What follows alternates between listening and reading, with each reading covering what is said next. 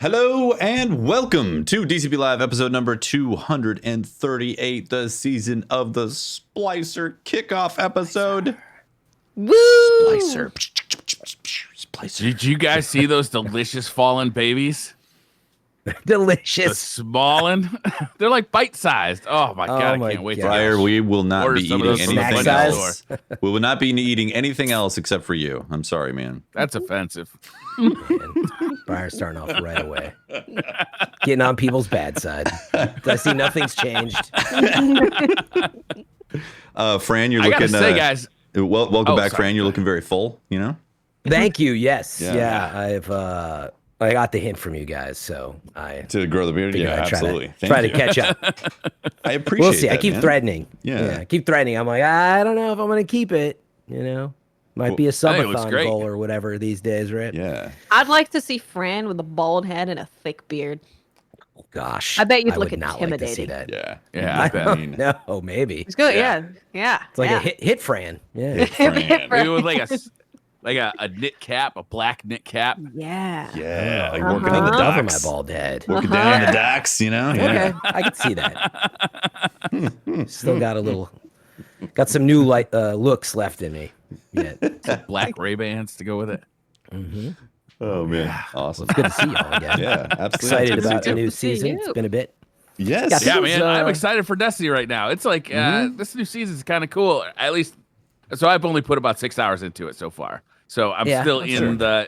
the new toy phase, right? It's like I got new toys, I got new stuff dropping, got some new story bits. Got to see. I was really impressed. I know we'll talk about it later, but we got to go back to the raid boss for the Fallen raid that we had a few Urge of the seasons past. ago. Yeah. Uh-huh. Yeah, I thought that was really cool. How that's where the new Fallen encampment is. No spoilers. I don't know. Like No I spoilers, thought that no was a really spoilers. cool touch.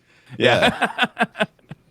Yeah. Sounds Actually, I put out a tweet after that saying this might be one of my favorite things that Bungie has added to the game because as you go in there, and I guess we could do not spoilers about what is said, but as you go in there, you are talked to by a character who we haven't met before.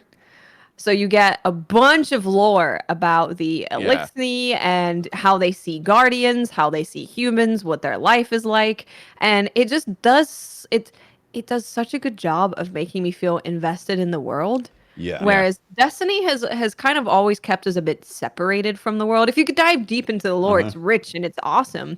But in game, it hasn't done a good job at that.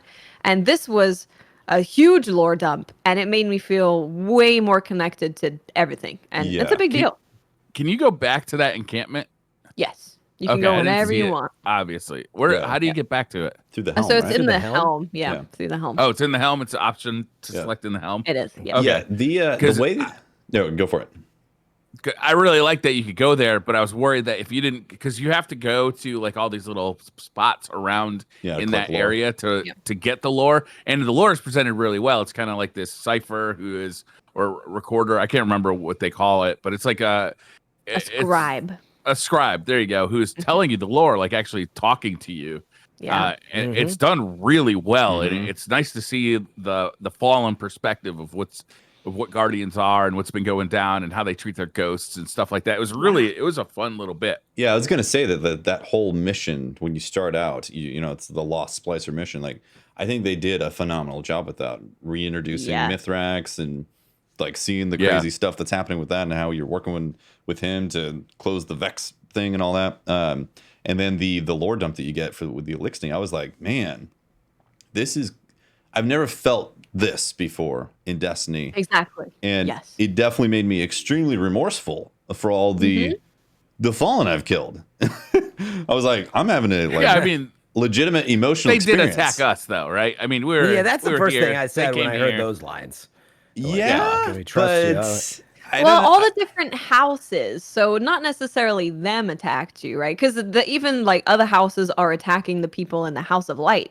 So it's like, you know, it's just but it's not them thing. yeah, for me it was that there's this humanity that I didn't Yeah. see in the Fallen before, and now now I'm seeing it in all the Fallen, even if they're doing bad things. Like I'm recognizing motives and humanity in it. And Destiny has not done that for me with past enemies. Like it hasn't the only done time that. I've ever seen that is if I listen to Mylan videos or Bife videos where they go into the lore and they extract it for you, and then you get all that stuff. That's where we learned about the Elixir and how they had previously been the chosen ones with the Traveler. So we knew we had that relationship, that kind of like similar relationship to the Traveler that they did. But now this is the first time we've heard it in their own voice in the game. Yeah, it was their really perspective. Yeah, their perspective, and then the camaraderie that's happening with like them coming into the last city, and them being so close to the great machine that they worship, and now they're like right next to it. It's like it was so cool to see those things in game and experience it with my character looking at them. Yeah. And then it wasn't smooth sailing either, right? It's like some people in the last city are really unhappy about this. Like, we've had friends and family killed by the Elixir before, by the Fallen before. Yeah. So like, why should we protect some of them? Right. Yeah.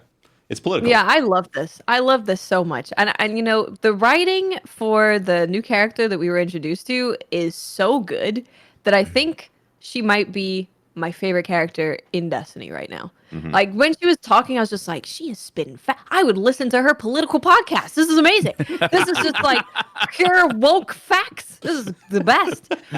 She was amazing. Woke I was about like, the Elixir. and Mithrax is Bernie Sanders. Waz is convinced that. The first time I heard him talk, and the first part, I was like, why does he sound like Bernie? He sounds like Bernie. He is Bernie. And his daughter is a political master. It all makes sense. Does add up. Could be. Yeah. Bernie's everywhere these days. I'm really enjoying what they do with these characters. Like I didn't feel that with Keitel, personally. Like I definitely noticed a different evolution for sure, but I was actually going to say I've noticed the big infusion since Season of Chosen. Like it's really a lot more lore. Like there's podiums that there's voice dialogue that will read out to you for like 3 to 4 minutes. You think it's going to be a couple lines and it just keeps going. But if you love lore, meaning there's like so much in there. And I noticed that, and even the humanization of the Cabal and Keitel and all that. You pronounced her name right, by the way. What happened since I was on the show last? The season's over. I think it's what he's meant to say. I caught him. New season, you get to say the names right. New season. Now you say it correctly. But yeah, like I could tell how important it was for them to get all this in place. And if you think back to Destiny 1, you can really see the changes and investments they've made. Like it's not like they just decided they wanted to include more story. I'm seeing the story machine now. Like they are sent out and they are allowed to do so much more, I feel like, and given, the keys to the castle, so to speak. And now we're really seeing the fruition of that. And it makes the seasons a lot more rich, because without it, it's a lot of the same areas and stuff. You know what I mean? It doesn't feel as alive without this. So as much as I'm not into the lore like heavily, I'm definitely feeling it. Just it enriches everything a lot more. So I really it does. appreciate it. It enriches the world. It really makes it feel like that living world that Bungie's been going for, which is it's important. Like you said, when you're out on the field and you see a fallen, you're like, and before that wasn't even in your head. It wasn't. It didn't even exist. So even if you're like, even if you take the side of we've been killing them forever, so why does it matter? Or you're like, oh, I don't want to kill them anymore. It's still there, which it wasn't there before. Yeah. And I'm feeling the setup. Yeah. I mean, they're pulling in so many different characters and livening them up for probably Witch Queen and beyond. But this is only the beginning. Yeah. Yeah, exactly. And you are right. I mean, they have been building up to this storytelling for a while now, for probably a year and a half or something like that. Like it's been growing and been getting better and better. Like Beyond Light obviously was a huge introduction with a lot of lore, and it's been great to see the world evolve. And this, like, I feel like this was a home run for like the lore department. Yeah. And their storytelling and their writing experience. has been so good. Yet it doesn't feel cheesy. I think there's absolutely been in the past moments that feel forced or a little cheesy or a lot cheesy, and even though it's a lot. Suddenly you're humanizing Fallen with babies. That could easily go wrong. And it felt very natural to me. And it does feel real, other than like suddenly they're just talking to you a lot. And I'm like, whoa, like we could have like set our guns down before if you just said a few words. We could have had a chat, bro. Why didn't you open your mouth before? But all right, different community of folks with me strikes though. So the problem is we hit them with still early. A dragonfly shot and they exploded and killed everyone around them. That's why they didn't. We're still early in the season, obviously, but I do hope that we continue to get like this good characterization and like some of this voice acting, because I really do enjoy it quite a bit. I also think I was pretty impressed by kind of the onboarding process for this season, where you log into Destiny after the update and it just jumps. Like you fly right down, you start fighting right away. It's very clear what your steps are to begin the season. Whereas sometimes when the new season drops, I'll log into Destiny, I'll be like, all right, I'm ready for the new season. Where do I go? Like how do I start this next season? Yeah. Sometimes you just got to level up to the point where you can go into a forge, or sometimes you gotta do one thing or another just to start the season. This season is different. You just get sucked as soon as you log in. You just get sucked into the season. Mm-hmm. You start getting story stuff, and you get excited right off the bat. And I think that was pretty smart. Yeah, I like that. I like the season kicking off with a cutscene and then going straight into a mission. That's really nice. Yeah. It's funny because I'm not on the show as much. That was last season. The thing I was talking about was they actually, I think they started it even more so last season, but now it's just the thing, like you're saying, Briar, but starts off with a recap. And I was like, oh my God, like all those people who are like not caught up, it became very clear. And yeah, the fact that it loads you into a single player thing, there's no fuss. Mm-hmm. I think that is absolutely the right direction, for starting a season. Agree. Yeah. Obviously, after that, there's a lot to figure out on the director and everything. But we're moving in the right direction, Yeah, it's going in the right direction. It's definitely not quite there for simplicity. Yeah. Yeah, last season did not connect with me nearly as much, and so I really basically just checked out for last season. I just didn't care enough to really like worry about the seasonal materials and stuff.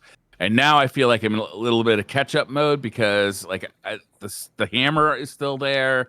Plus the new, like whatever it's called, I can't remember, the Splicer Gauntlet token or the Gauntlet. Thank you. Oh yeah. So they're both there, and that's a little confusing. Like, how do I actually use Ungrams now? And it seems like currency can be used to level up or to, upgrade these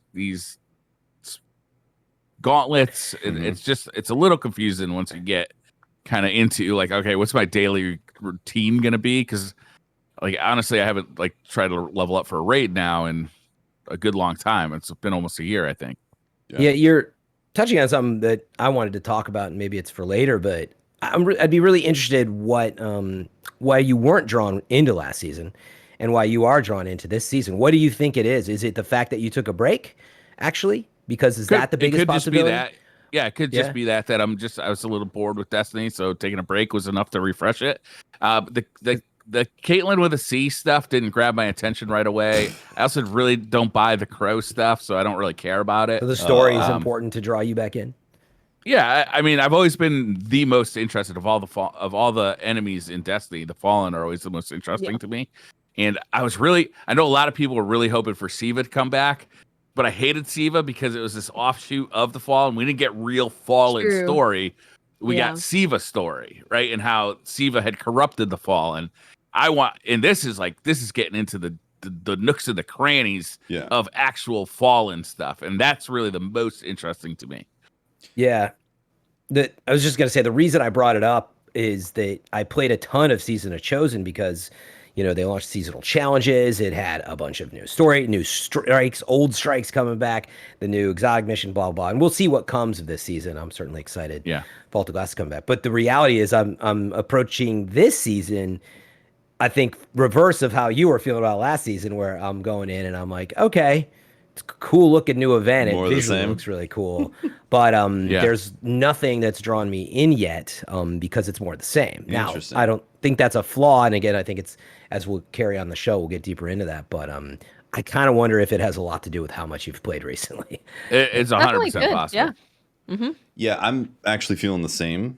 Along with Briar, I really didn't play a lot of Season of the Chosen. I just kind of like did a few things to upkeep and get maybe exotic here and there.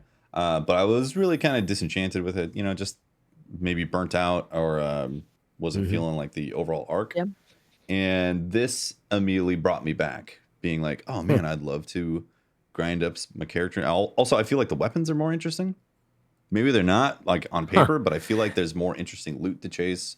I definitely like the new aesthetic that's happening with like the whole synthwave type of look, the 80s synthwave type of look and feel with the 6-man activity. I agree with you on that, Tefty, but I don't want to see them overuse this. Like, okay, stop it now, because I don't want to see Destiny just become 80s synthwave forever now. Well, now they've dipped into this will. well a few times. Yeah, I don't want to see it in the entire game, obviously. Like, I don't want to go to Nessus and suddenly it just becomes strong. Like, yeah, that would be weird. But like when it's used in these areas, like it's also nice to have another 6-man activity, and the 6-man activity has this cool aesthetic to it. Like, I think that's awesome. Those things I feel like are bringing me back into it. Yeah, the weapons this time around are I mean, even last season there were a lot of really good weapons added. This season there's a lot of really good weapons. The auto rifle is amazing. Auto rifle, incredibly fun. It is really rare for me to find a weapon and use it and want to stick with that weapon. I'm normally like, okay, I'm ready to switch. I haven't gotten it yet. It's called Chroma Rush. I believe that's what it's called. Chroma Rush. It's awesome. It's like 900 RPM or something. Like it's a with 60 in the mag at least. So very close. A 720. Okay. 54 in the magazine. So, it's back. Had 54 bullet. It's back. We're back, baby. 64. It's just really good. Like, it feels really good. It kills really fast. It feels great in PvP and PvE. Like, it's just good all around. And there's a perk on it. So the role that I got that I've been using is tunnel vision and kill clip. So tunnel vision is one of the new ones that you can get. And this is where after a kill, when you reload, you get more aim assist and you get a faster ADS speed for a short duration. So of course with kill clip, I'm killing someone and reloading anyway. So when I do that, I just have a better gun that does more damage. So it's really, really strong. And I think the perks in general this season are pretty cool. This is what I wanted, is where it doesn't necessarily just do more damage. It does something a bit more interesting. And people are hunting for tunnel vision and heating up because it's awesome. It's just good. Pulse rifle, also really good. I've seen that. Super good. Grenade launcher, please put it away. I don't.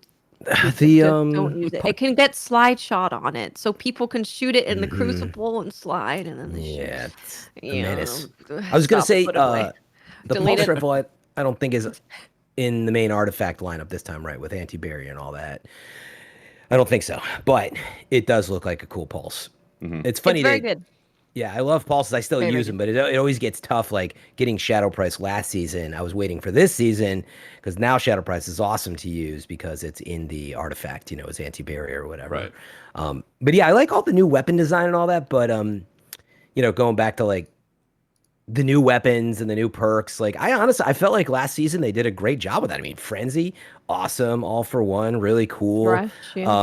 Thresh, I know was not like super popular at first because it wasn't working right, but yeah, I think they're just doing a good job all around, and I guess I just have to reiterate, I'm totally I don't know what it is. I just think I've played so much of the last season, and there's nothing wrong with that, for 1,000 silver or $10 either. I'm looking forward to the Expunge weekly mission stuff, which doesn't come out until like May 25th.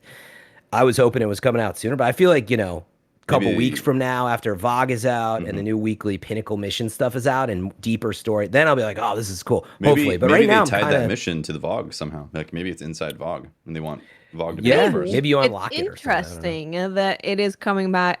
It's coming out after Vault of Glass. It is interesting. Yeah. Interesting. Very interesting. It could just be the timing of, they know that a lot of people are coming back and trying to draw them into, because Vault of Glass is free, right? So they might just be trying to draw folks into possibly by releasing. But I mean, it could be anything. I mean, I guess it's probably no coincidence that all this is about the Vex, and right. that Vault of Glass is coming back. Yeah, I guess my interest level is further piqued by the fact that VOG's coming back, and I'm interested to see what type of weapons come back with that and how they feel inside Destiny. Like there's several factors as to why my interest levels are higher right now than they were at the start of last season. And yeah, I also feel like the winter season usually is the one I'm less interested in historically. Yeah, because like the big expansion comes out, and usually that is one of the thinner ones. It's like one event, but most effort right was. That makes or are you sense, talking about actually. Chosen? Chosen. Oh, you're talking about that let's call it, the tail end of winter or whatever. Yeah. I thought you were also talking about the season of the hunt. As Oh part no, of I mean Beyond Light was like, oh cool, Beyond Light, it's a lot of new stuff. Yeah. Gotcha. Yeah, and Stasis. Oh, interesting. Yeah. But like, yeah, I guess I should have said the tail end of winter. I've called that the winter one. No, I follow you. That was my bad. Yeah. No. Yeah, interesting We stuff. We also got Override Europa. So we got a new activity, 6-man activity. Did you guys check it out? Did you like it? What'd you think? Mm-hmm. I like it. I think it's cool. I like that it's so Battlegrounds was cool because you were just killing things. This I find cool because you are still killing things, but there's the little hacking into the network where you shoot the red like oracles.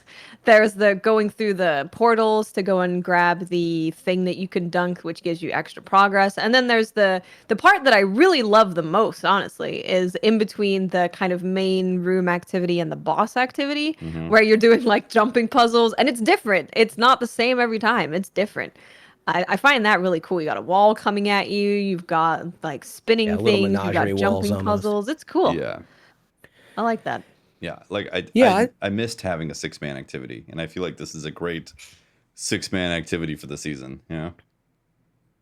Did you guys ever feel that it was crowded in there at all, though? By the way, with 6 people, especially at the beginning, I was like, was this always supposed to be 6 people? Because it just felt, to me personally, I was like, wow, there's like a lot of people crowded. I think that's why I liked it, Fran, because it kind of felt chaotic and there's stuff that's going on in every direction, and it just makes it a little more, I don't know, the chaos of it just makes it kind of more like fun, like just chaotically fun. I love the chaos, but it almost legitimately feels like they had just sort of come down to like, everybody's just dying, for a 6, a 9, a 12 person event. I mean, these plans are in place like much way before, like last season, right? We had the bug with the 12 person stuff, but I do feel like they made a decision, or like, let's just amp it up and go wild. And it's good. I don't have any major issues with it, but the beginning of it, I do feel like it's constantly, everything's like hard to get to because it's just getting nuked by everybody. I could see that. But I mean, it is of enemy density. Like I've seen a lot of people talk about the enemy density is not as good as what were they called last season? Whatever those missions. Battlegrounds. Yeah, Battlegrounds. Yeah. Like the Battlegrounds, they seem to have nailed that perfectly. But that was balanced for a 3-man team. They clearly took like the Gambit moat thing for this, and that's technically a 4-person little module right there to deposit the stuff. So maybe they did just like say, hey, let's increase it to 6 people.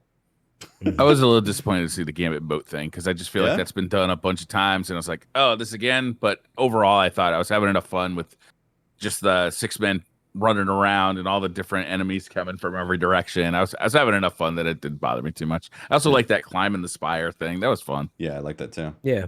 I didn't mind too much. I feel you though. Like we've seen these mechanics for like a long time at this point. It's exciting when you see something new in Destiny that's a new mechanic, and it doesn't seem to happen too often. Yeah. They're pink. It was easily understandable though. So like everybody could just pink, jump and in. they make a sound when you pick them up. It goes boop. Yeah, and it's a little. The sound is fantastic. Yeah, the sound is all around. Picking up just those motes, those synth motes are great. Dude, the sound and the visual effects on that, like going through the portals and stuff. I feel like they did an amazing job upgrading that stuff to be more. The music too is really good.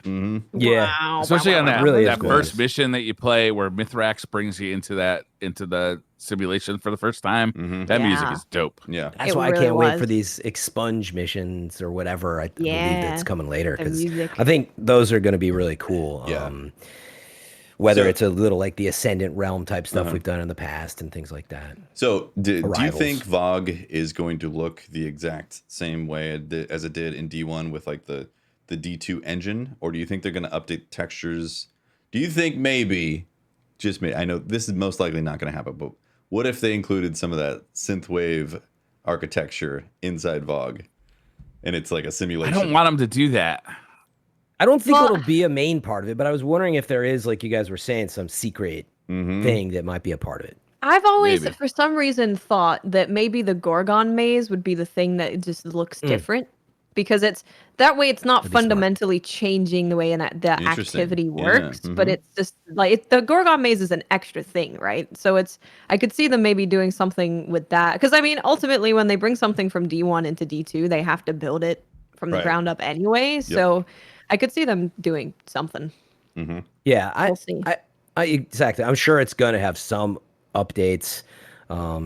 Just because Destiny 2 has changed more than you realize sometimes versus D1. And definitely from an engine perspective, it's just a good opportunity. Like all the lighting engine and everything's changed so much. I'm just curious. I think it'll look very similar overall, but man, I mean, just think of how it's going to look at 100 frames or 60 or whatever you're at on really high res textures and high resolutions. Like it's probably going to strike people how beautiful that raid is now, hopefully. But I hope it's possible we get in there and and it just seems like this is the first raid. Looks the same. Well, if you think about what they're doing for raids now, like if you look back at the Vault of Glass, it's a really, like, as far as area goes, it's a small raid. Like you don't go that far, really.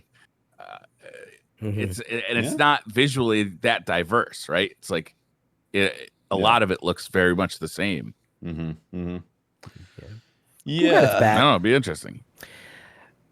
I will say, in line with all I've been saying, for whatever reason, I think I played a lot of last season that I'm like, I think I need this to come out, the new weekly missions, to get a little more excited about this season. But I am just feeling the more that, well, actually, let me just ask you guys, what do you think of the current seasonal models? Because to me, I look at Season of Chosen, you had the same pumping up the story stuff, the same opening style. Battlegrounds, a nice big dense activity.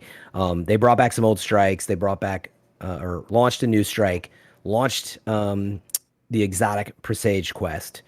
So it was a solid season. I was really happy with that. I like the new seasonal challenge structure. And now we're seeing the carbon copy of that, just it's a little different. We got a Vault of Glass coming back instead of a brand new strike, let's say, and a new event that's, now Battlegrounds. And so to me, I think it's in a really good place, by the way. I think I hear a lot of the community, in addition to saying they like it, there's plenty of that are like, it's, it's more of the same, like I've kind of been saying. And I think it's in a good place, but curious, do you guys feel like you could do another, let's say, year and a half of this model? Would you want to see an event like this, the same type of launches, or is it missing stuff? Because I'm taking my mind back to when we were talking about this a year ago, and we said, oh man, we need a new strike every season. We need a new dungeon every season, right? Like, how are you guys feeling now?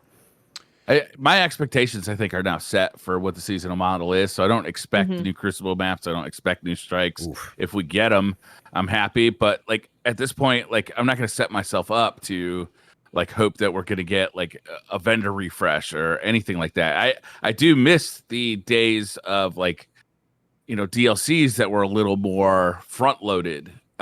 I like that better because it allows me to play Destiny at my own pace. I get to get super invested in it at the beginning, and then as the story unwinds, I start to be able to play Destiny however I want to play Destiny. With the seasonal model, I always feel like Bungie's telling me exactly what I have to be doing every time I log in, and that frustrates me a lot. I don't like the seasonal model as much as I like a kind of front-loaded DLC model. Yeah, you've mentioned that a lot. You just want it all at once. Yeah, I've found I've become pretty fatigued over the drip model.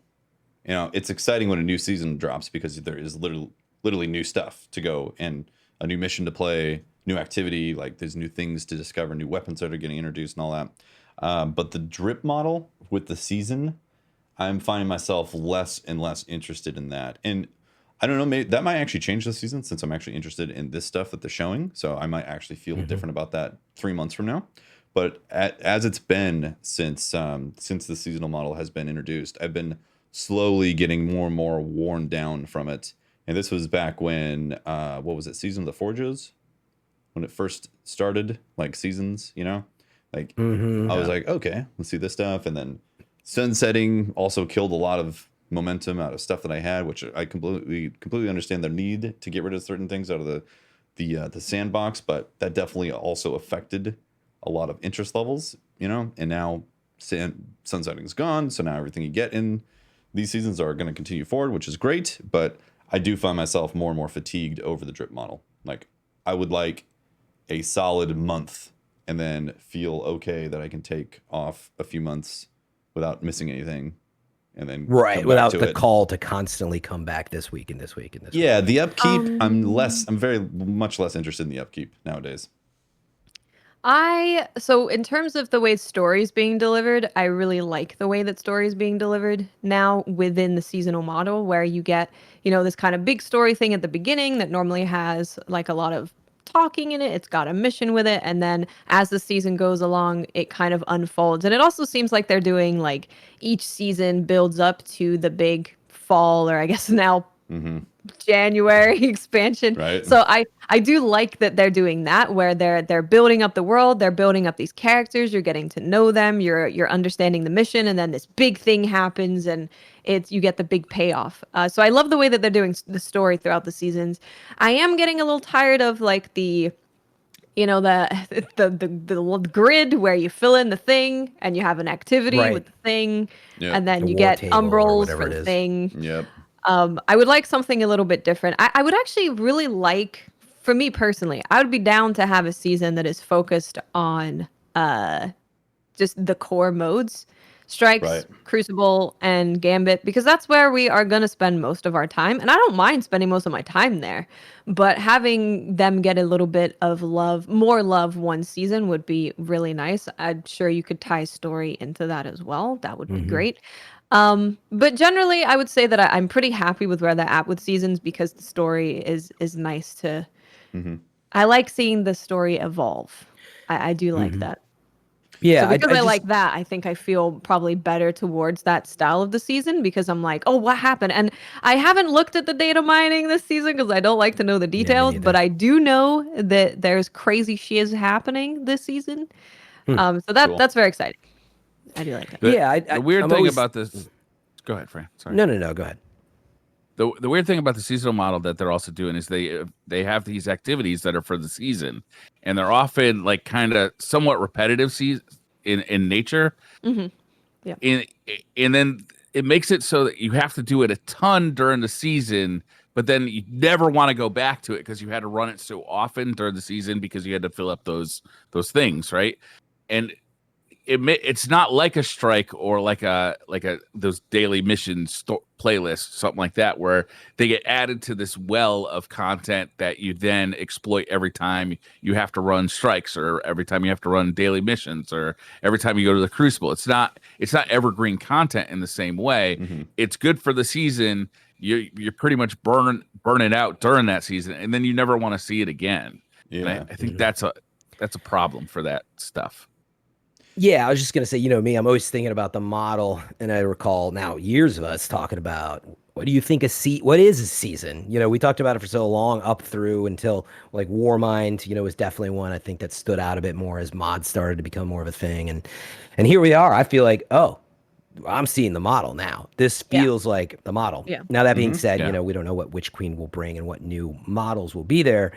My main point would be, I think you've been hearing it between the lines and thoughts here, is I guess I'm feeling like the model of this Battlegrounds or Override, I personally can't do season back to back of that type of thing. Yeah, I would love to see them come up with, almost like you guys were saying, I don't know what it is, we need a new model of some other event now. I feel like we started to touch on it with 12-person Nightfalls. Maybe we're experimenting with that a little bit now, but like even adding more people isn't the solution. It's like literally what we're doing, the loop. Because for me, I'm going in and I'm shooting a bunch of enemies that I've already shot in the past, and running around with my friends, and I'm dunking moats, and I'm throwing a ball, and I'm jumping on the platform, and it's a solid experience, right? I'm not knocking it again. I think if you were just coming back to Destiny, or you haven't played since Beyond Light, like that's why this season you're like, oh, this is a lot of fun.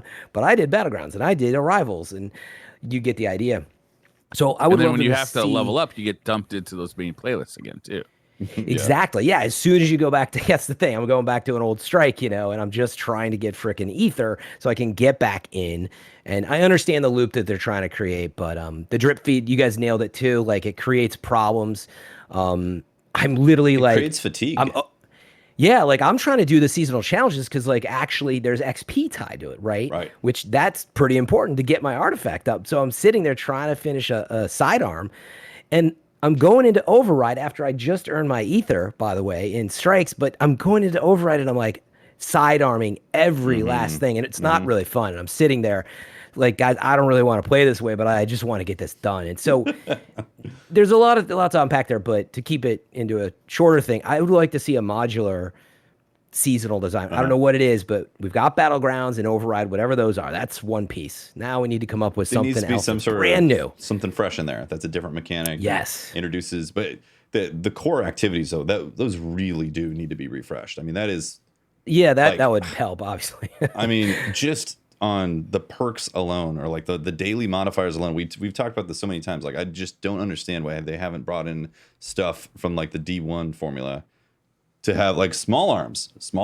and what was when you're in the air, you know what I mean? Like there's so many different possibilities for the perks that they could do. Instead, we've had the same ones for I think almost 3 years, something like that. It's been a while since they introduced those perks or those daily modifiers, and they've been the same. Something that I did not mention also that I dislike about the seasonal model is the heavy reliance on Eververse cosmetic stuff being introduced every season. And I get that they need to make money. I totally get that. But like the sheer amount of cosmetic stuff that gets added into Eververse every season, like I can't help but Briar's favorite. I can't help but be disappointed over how I'm not going to have that stuff because I'm not going to spend silver, Yeah, like, I'm sitting there grinding that special challenge, and I kind of want the XP, but man, I'd be really stoked if I could get an ornament or something, right? Right. And, I understand. See, that's a big one, Fran. Like those challenges, if they awarded cosmetic stuff specifically from those challenges, something precious as opposed to a bundle of bright dust. Like I'd feel at least 5 times more motivated to complete those. Maybe even 10 times more motivated because I'd be like, damn, I want that hunter ornament. And if I get to do this challenge, There's some irony because you're earning a lot of bright dust, which maybe you could buy one of those things, but not everything. And there's a lot, not available in bright dust sometimes and not. But I agree. I'm more than ever obviously feeling the free to play, pieces of the game coming through in terms of the design. We're seeing that in Transmog, and it's a thrilling and a scary time, like Vault of Glass is free. And like, it's funny. I actually forgot I went to buy the season, right? And I was like, what the heck do I buy the season? I'm like looking on Steam for Season of Splicer, and it's like there's a 1,700 silver pack, I'm like, I don't want the extra silver. Like, where's the download? And I was like, oh wait, that's right. You buy silver just to get the season pass, which is the season.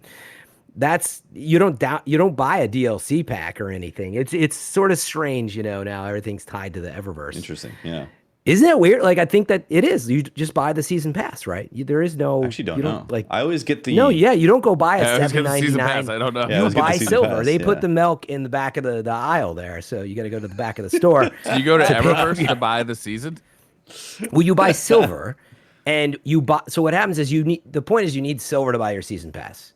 So I don't know how it is on Xbox or PlayStation 5, but you buy silver to buy your season pass, which that was a little odd for me because I was just looking at Steam smart. and I forgot. They're getting you into the Eververse store, That's right? Oh, you got a little silver left over from when you had when you bought the season pass. So why don't you buy this cool emote or a cool emblem? Yeah, and again, I understand that having your store and this can lead to years from now, maybe there's these whales in, the free to play experience and all, just buying. Well, now Transmog's like spending $5,000 on it, and man, that could equal a lot of stuff in the future. But we're in a weird time, is all I'm saying. We are. And, we have a couple elephants in the room that we definitely need to address tonight.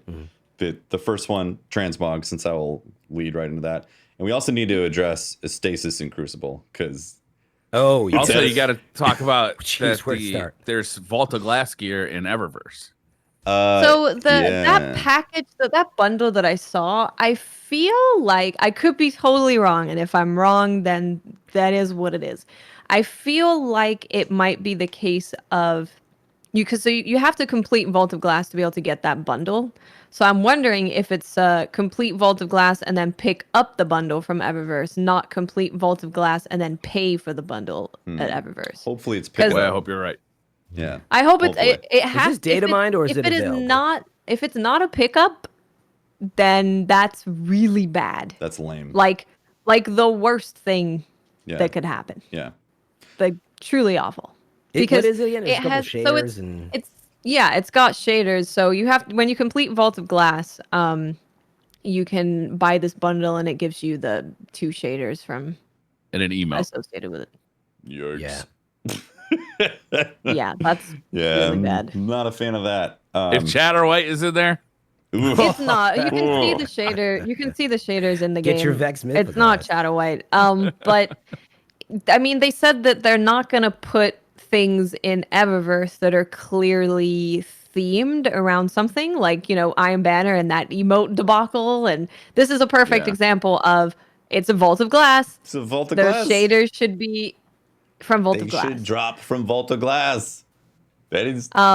Unless they might be like Vault of Glass is free, so if you want the thing, you got to pay for the thing. But I still don't think that's okay. I think that I don't think it's a good argument. I don't think so. No, I don't think so either. I think you need to stick to what you said, right? Of we are not going to put things in the Eververse that is themed after Iron Banner, Raid, whatever you want to use as an example. Yeah. And then that needs to continue to be the case. So according to Killa JDX in chat, he said the white shader drops in the raid. The other shaders is a bundle for 500 silver. Okay. Still don't like it. If you want to sell a bundle, just don't have it require Vault of Glass stuff, right? If this was just a separate shader bundle to celebrate the launch of Vault of Glass or something, then okay, or whatever. Just call it something else. Just call it the bundle. It's totally fine. But any time that it's connected to an activity, I do not like that, and it should not be a thing. Yeah. Yep. So Transmog. First off, let's talk about the actual the usage, because I think Bungie has nailed it with the actual interface. The actual appearance customization thing in there is fantastic. You can go in there. The UI is amazing. Yeah, you can actually like select. Have everything colored with the shader you want. You can go through your gear and like pick the ornament and all that. Like they killed it with the interface, right?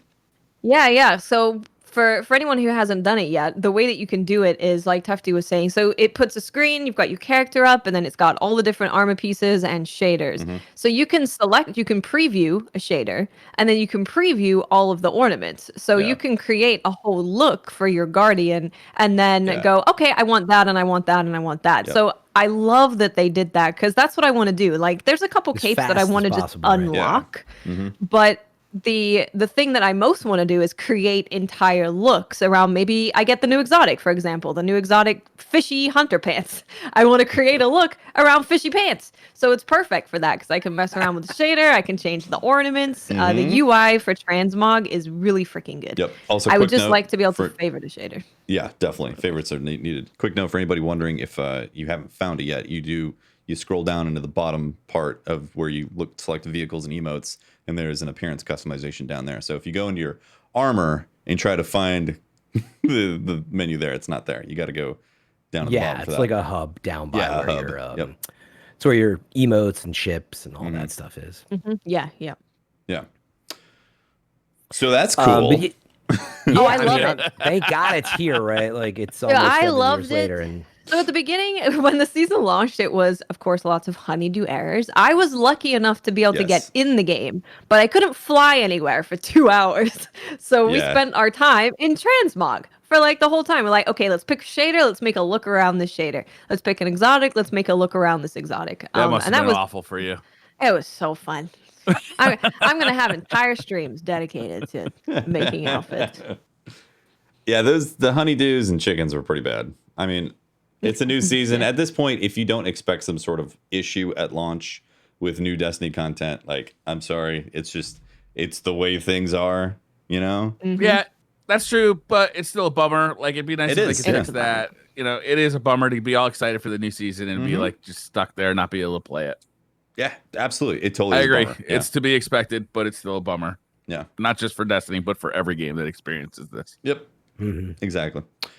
So with Transmog, with the actual process, have you heard the stats on what it takes to turn one of these synth weaves? Do tell. Isn't it? So I'm How not long is 100% sure. I think it's like 25 hours. Putting some sourced information. Right? 25 hours per Transmog token? Yeah, like once you get to the point where you have to get drops in the world by killing things, apparently it's time gated. It's not kill based. So there's no brute forcing this. You have to just make sure really? that you're killing things, I guess, within the hour. And Jeez, it feels like it'd just be easier to go to the Eververse store and buy them. By golly, Briar, I think you're onto something. Right? This is the thing. If there was no cap on it, I'd be like, okay, I don't love the time thing, but there's a cap, and it's a long grind. So I feel like you have to have one or the other. Either you have a cap, and that's like, okay, I've reached my cap, I'm gonna buy stuff in Eververse, or you have the thing where it's such a long grind that you're like, God damn, I'm just gonna buy it from Eververse. I can't be bothered. By the way, it's 25 hours for a full set. Just to clarify, so we're all on the same page. 25 hours for a full set. But yeah, that's what I feel too. Like, since there's a cap with this, not only do you have this long grind ahead of making sure that you're staying on top of this to get your stuff done, but you also have a seasonal cap of how many of these you can actually do. Yeah. And I believe we got 4 this season to launch, and then it's only 2 per per season in the future, I think, right?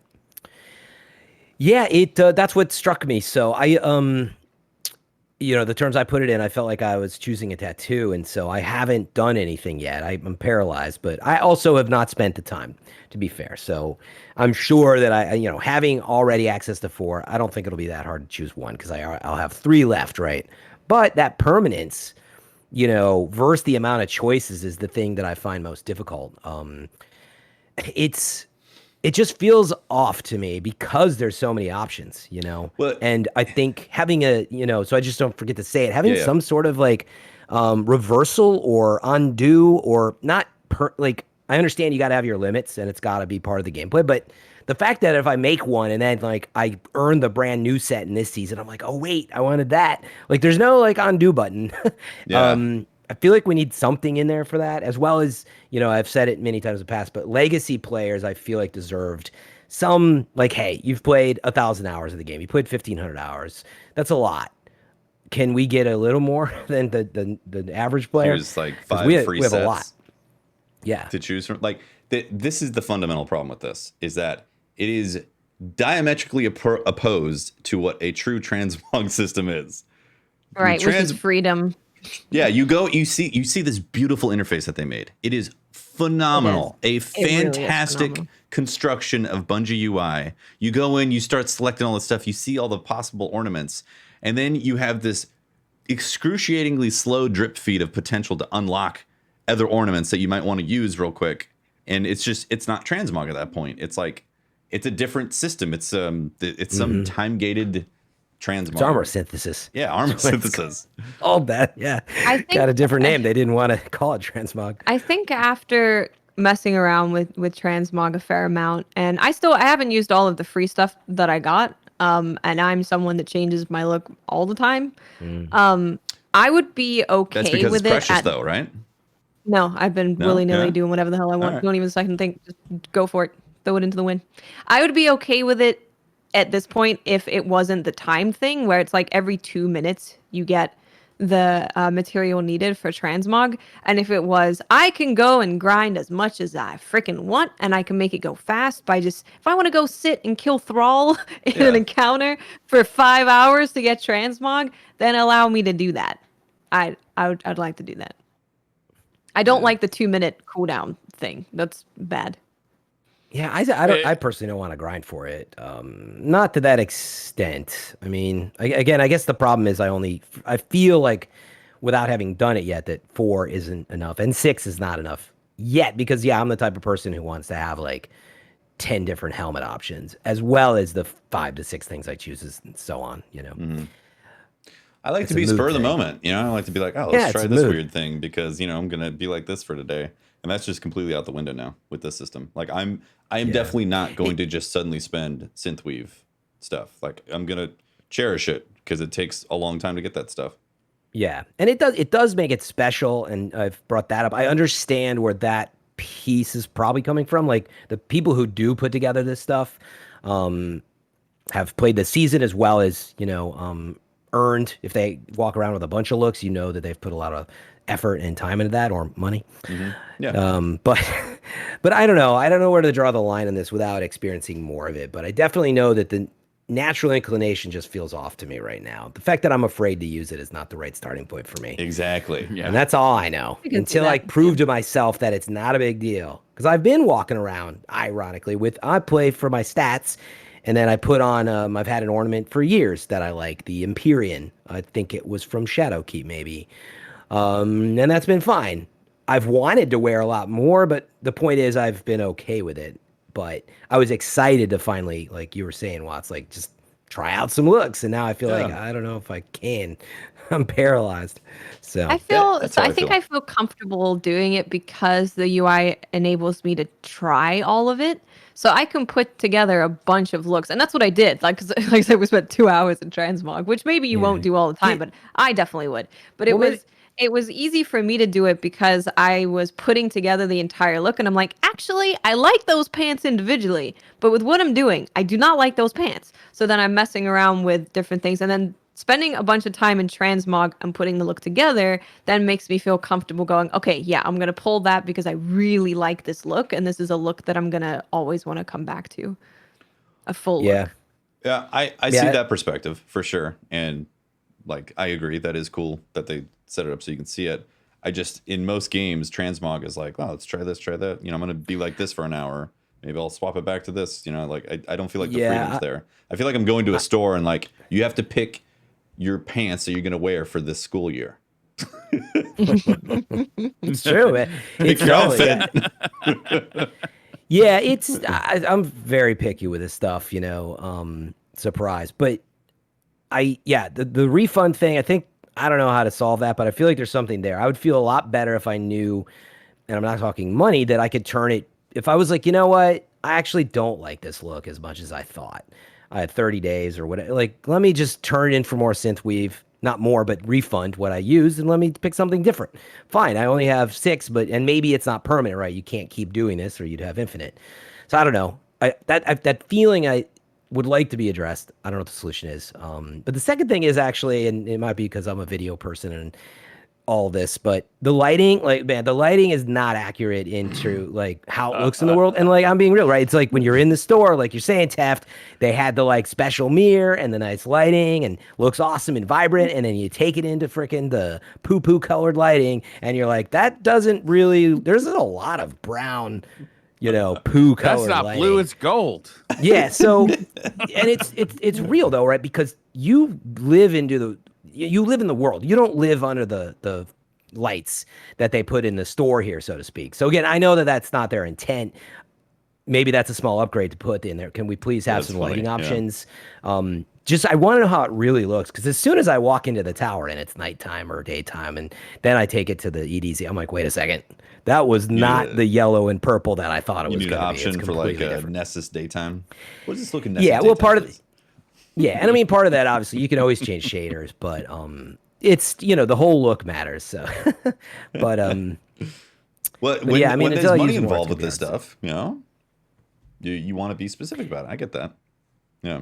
Yeah, the lighting on the actual pieces as you run around. That's the problem for me, really, is that once they made money involved, it ruined the fun for me. I was like, like it's going to become like an issue where I'm always afraid to commit to a decision because I'm only going to get a certain amount of these, and I don't want to go to the Eververse store and start spending money there. I'm not that interested in Transmog because of this. Yeah. I love it because it's a really cool system. I'm obsessed. It's great. I think the appearance is awesome. The UI is awesome. I love the UI is cool, but I've made like 3 different looks, and I still haven't used all of the stuff that they've given me. And I've only just completed a bounty today. And there's issues that I have with it. I don't like the cap. I don't like the every 2 minutes you get the material thing. Those things I would like to be changed. I personally don't mind like doing bounties to get the synthweave stuff. because if you remove the cap, because then that might actually be what I end up doing at the end of the season when there's not that much for me to do anymore and I've gotten everything. I'm like, you know what? I'm just going to work on a bunch of transmog stuff. And that would actually be really interesting for me to do. But I can't do that. So since I haven't dove into it yet, so I only kind of understand. Like, if you want to get all 4 that you can get this season, you have to spend, what are you given? I haven't looked at my counter yet. You're given 1 set like right off the beginning, right? Right. You don't have to do anything for it. Is that right? No, but in other words, they're giving you a bunch of free at the beginning because it's like Transmog is here, so they're just giving you. In terms of full sets, like meaning you can do a total of 20 pieces, I believe, for this season, right? Do you have to grind? Yeah, you do, right, to get all of those 20 pieces, right? I believe so. Yeah. In other words, like I think the first one is. Oh yeah, that's what it is. Thanks. I'm reading chat. Thank you, Sono. There's 11 to start because what they wanted you to do is make 1 piece and then you have effectively you have 2 sets right off the gate. Yeah. And as you recall, they said you can earn 2 more this season, and that's what we're talking about, right? You can only earn 2 more, and you have to grind for it. So I mean, that's part of it too, right? That I have to spend time to get these. It's not like I'm just giving it for playing the season or buying the season, right? No, you definitely have to I believe. burn some time into getting the full. But doesn't that mean I lose that opportunity if I don't grind it? So in other words, in theory, I'd have 4 this season, 2 next season. That's 6 full sets, by the way. I'm counting the full 5 I would 100% pieces. expect that this is only within this season. And if you miss out on the season, then you don't get the season's that's quota. what I'm saying. So if you don't, so you have to grind if you want to have 8 by, say, Witch Queen season. If you don't, you might still only have a couple. You got to grind for it. So I don't know. It's too, without having done it, I don't know. But I will agree. I'm happy that it's in. But as Briar put it, it's been kind of sour that it's tied so much to the Eververse and grinding and all that. It was just not what we expected, I guess. Well, maybe we should switch topics and go on Stasis. to something a lot more charming, the Crucible. The season's so cool, man. It looks so cool. All right, what are all the things that are bothering us to end the show? Well, I mean, I think the season is great. There's a lot of great right. stuff in there, right? Like the weapons and the things that they're adding. Like I'm definitely enjoying that. But without a doubt, I feel like I've seen the most grumbling from PvP players about Stasis to date. Like it's at an all-time high. And I haven't stepped foot into the Crucible because I've already learned that my days in the Crucible are long past. I don't enjoy the Crucible nowadays, and Stasis definitely affects that, but I've learned to move on from it for me personally, for my own mental health. But like the Twitterverse and Reddit has exploded with like an all-time high of remove Stasis. I think so. There's a lot of things going on. I think that is a lot more complicated than just Stasis. So, the community definitely feels like 1 step forward, 2 steps back. Because, for example, when cold snaps first came out, they were ridiculous, and those were like the first things to get nerfed because they were crazy. Now there's an aspect for hunters that make cold snap kind of better than they were before the nerf. So people are like, oh, come on. Like we've been chipping away at the nerf. It's been chipping. And now you bring in an aspect that just undoes all of that chipping. And now we got to start chipping away at it again. And then Tokum Kevin Yanis, who's a great guy. Please don't yell at developers. Give feedback. Just please don't yell at people. He put out a tweet saying that they understand that Stasis is way too hot. Like it needs to be brought down a lot. And they're going to be focusing the next few patches coming out over the season on nerfing Stasis. And people were upset about that because although it was him recognizing that it's a problem and that they are actively testing it, because of course they can't just come out with something and have it break the freaking game, right? People were upset that it's been that kind of chipping away nerf of Stasis when people in the community think that it would be much better to just swing a big old Nerf bat at it and then chip away at bringing it up, because it's gotten to the point where Crucible is not good. And I think where a lot of this anger comes from as well is the fact that base Crucible hasn't even been talked about in a long time. Like, we're getting updates to Trials. Great. We're getting new weapons in Iron Banner. They're working on a new armor set for Iron Banner.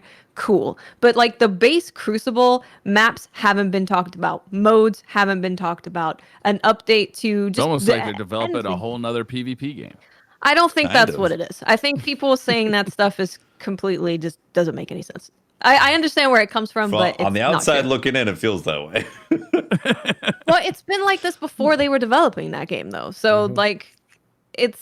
I actually disagree. I disagree because up until, I mean, Beyond Light didn't have a brand new Crucible map. Like, when was the last time a full DLC didn't introduce at least one Crucible map? Like that's a sign, you know? Like, Europa is amazing too. They could have done an awesome Crucible map from Europa. But what I'm saying is, so my point was, I think a lot of the anger with Stasis isn't just Stasis. It's the not even just not giving a map. It's the not even talking about map, not talking about modes. I think actually Stasis would be much less frustrating if we had some objective modes that really made use of all of the different subclasses. So if you had a mode where it was really good for you to have a Well of Radiance Warlock because the mode really made it to where that was very strong, or like it was very strong to have crazy ad clears, so you go with a different thing, you would maybe be less frustrated. But we have had the same modes for so long, and these modes, with Stasis being how hot it is, and the modes that just they're all kill-based modes. Even Control, where you're capturing something, is a kill-based mode. It's not like Zone Control, which wasn't just kills. Right. So I think there's just all these things of frustration of PvP not being in a great spot, and the maps not being even talked about, modes not being talked about, blah, blah, blah, blah, hacking, everything. It's just accumulation of so much anger that people are just like, just nerf the hell out of Stasis, and if it goes too far, just bring it back up again. Because the chipping away at it is just making people lose their minds. Yeah, I think you nailed it, which is it's just it feels like it's under the rug right now. It's like quietly still there. It feels like the dirty little secret, right? It's the dirty little secret. They support it, but we don't want to like get too far down that road. Like when Tef said it, I was like, wait, that is true. Yeah, they didn't release even a single map for Beyond Light, which is wild. And we know that things have shifted around a lot. And we know, let's face it, it's a PvE focused game. And that's what I feel as someone who's not a PvP main. I go into the Crucible and I'm casual about it, so I'm only okay of a player anyway. And Stasis definitely gets out of control sometimes, but immediately I feel like I'm like, this is chaos because you have PvE designed elements that I personally feel like were given to the PvP team, and they've got to make do with it. They've got to do the best job that they can, and I feel like they're trying, but it's also, man, think of having that ecosystem. It sounds easy, but there's a lot that goes into it, both from the work involved to, yes, frankly, supporting the game. There's a lot of people that do want Stasis because it's in there. I've heard a lot of speculation that Bungie wants Stasis to be super powerful because you have to buy Beyond Light. And I'm like, no, they don't. I promise you, the company does not sit down with that as an objective. Do they like the money? Sure. But that's why they're just, I think, careful and slow in what they do. Not because they don't want it to be annoying, in other words, right? Mm-hmm. Like, I don't want to sound like a shill, but it's true, right? People think they literally sat down evilly, like, yes, we will make Stasis as terrible as possible. Yeah, I think I don't know why. I think it'll be worse for their wallets with it trending on Twitter, nerf Stasis, and everyone being like, we hate Bungie, die. I think that's worse for their wallets. But so, meaning, I don't think they really want it to be in the condition it is at all. But it is odd that they're not talking about it much. I do agree. I don't know if it has to do with they're having some big launch coming next year with, Destiny again and relaunching. I've said it many times before. I just feel like it needs to be separate mode. Always sounds weird to me because it is one game. But we've talked about dedicated servers and why you can't suddenly go from one world to the next. And it's complicated, but from a feeling, Overwatch, Valorant, Apex. By the way, Apex 3v3 Arenas modes, the new trials, so awesome. It's an amazing game, amazing gunplay. But I just feel like they really need to focus on it. And if they're going to, it should be a separate mode. I don't know that we need a new PvP game from Bungie necessarily. Like, Destiny has a lot of amazing stuff, a lot of amazing loot. but they got to focus on it. It just feels like it needs some love. Under-resourced. Yeah, it definitely needs some love. It really does. I don't know. I mean, it's tough to say what the new maps are not enough. No, new maps are definitely not enough. It's a start, but it's definitely not enough to fix what's going on right now.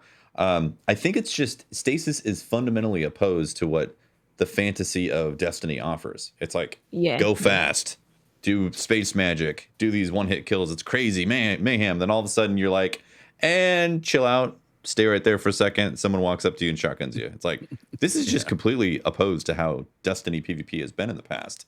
And no one likes being slowed or frozen in any PvP game ever.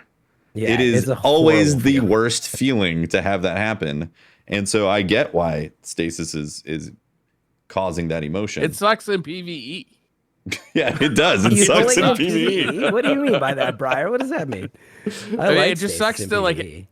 No, I like using it, but I don't like when enemies use it on me. I hate it. Oh, okay. When you just have to sit there and wait for to be able to walk again, it's not a fun loop. You know, it honestly reminds me of power locking in Reach, because it was just delayed inevitability.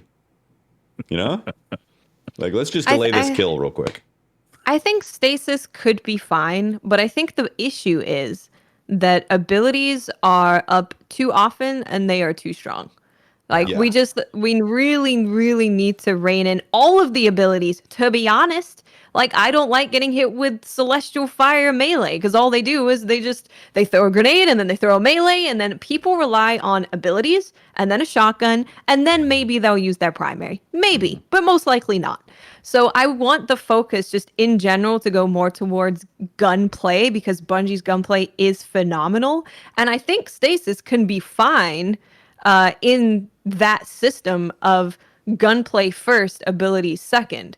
Because if I'm having mostly just gunfights and someone slows me a couple times, I'm like, okay. Yeah. But if I'm being slowed constantly and then frozen and then having grenades thrown at me and a melee thrown at me from all these different, I don't like that. There's too many sources for it to happen, right? Yeah, I want to have. It's very rare to just have a straight up gunfight. Yeah, and now there's a sidearm that someone might have gotten a kill with, and now can instantly freeze you. Yeah, I don't think that's a problem, but I'm just saying there's yet another possibility to get frozen in the Crucible. Yeah, I heard that the catalyst for that too is that if you shatter somebody when they're frozen, it automatically reloads the gun too. I heard that. Yeah. Oh, interesting. That sounds good. That's nice. That gun. I don't love that gun the way it came out. We haven't talked about the new exotic yet at all today, but I don't love it the way it came out. But with that catalyst, it sounds like it's going to be insanely useful. Mm-hmm. Yeah. Yeah. But the sidearm, I will say, is not as oppressive as I thought it would be. You have to get a kill, then you have to. And then when you freeze them, it uses your entire mag. So then you have to switch weapons. So you're using like a fusion rifle. You can do it because people get frozen and then they give up. But with a fusion rifle, by the time I'm done charging it, you're out of it and you can clearly kill me. So you're really looking at, even with a shotgun, it's not great because if you're that close to them, why wouldn't you just use your shotgun anyway? So with a grenade launcher, it's really strong. With a sniper, it's pretty good.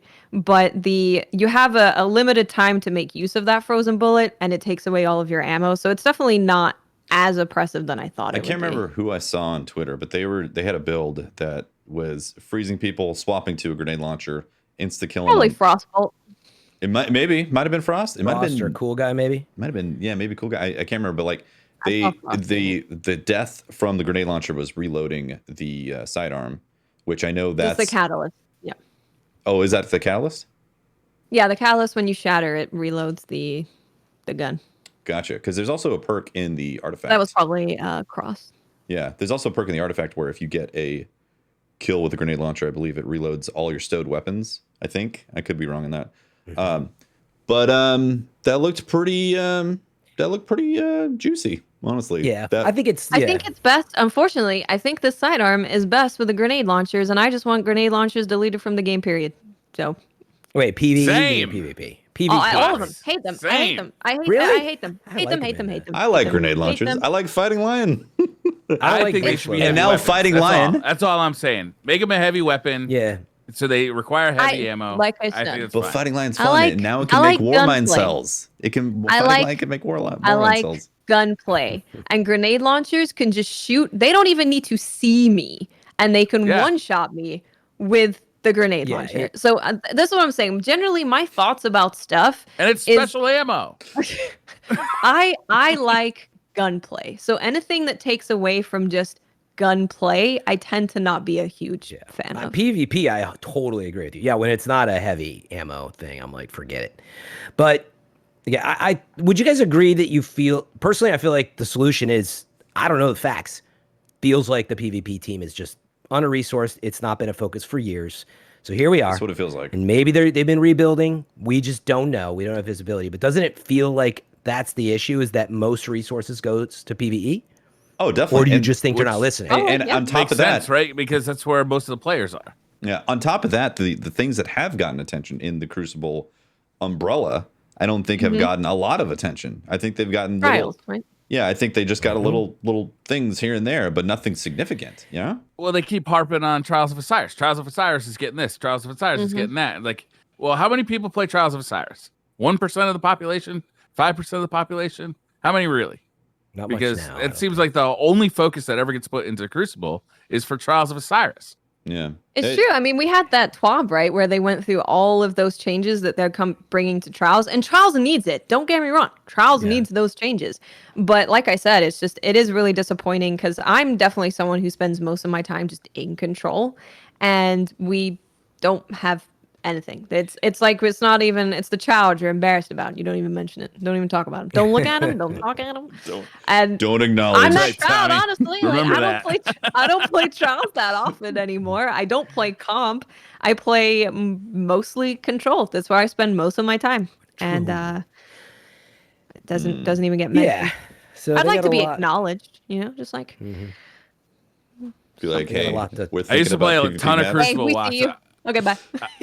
I'm with 100% with you, Watts. I used to play a ton of Crucible. When I my model was play all the single player or I'd play like a DLC full of PvE stuff, and when I was done with it, I'd spend the rest of the time in Crucible just waiting for the next set of DLC to come out. I don't touch Crucible anymore. It's just not a fun place to be anymore, and that's half the game. Not half the game, but it's a third of the game, and it's a damn shame.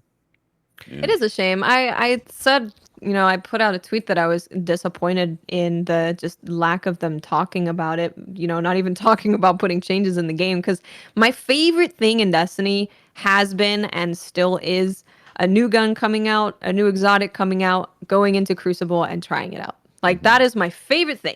I go do the new activity. I get a new auto rifle. I want to see how it does in PvP. There's a new aspect. I want to go see how it works in PvP. So all of the stuff that I'm getting in the world, I'm excited to see what it is like in Crucible. And it's real sad.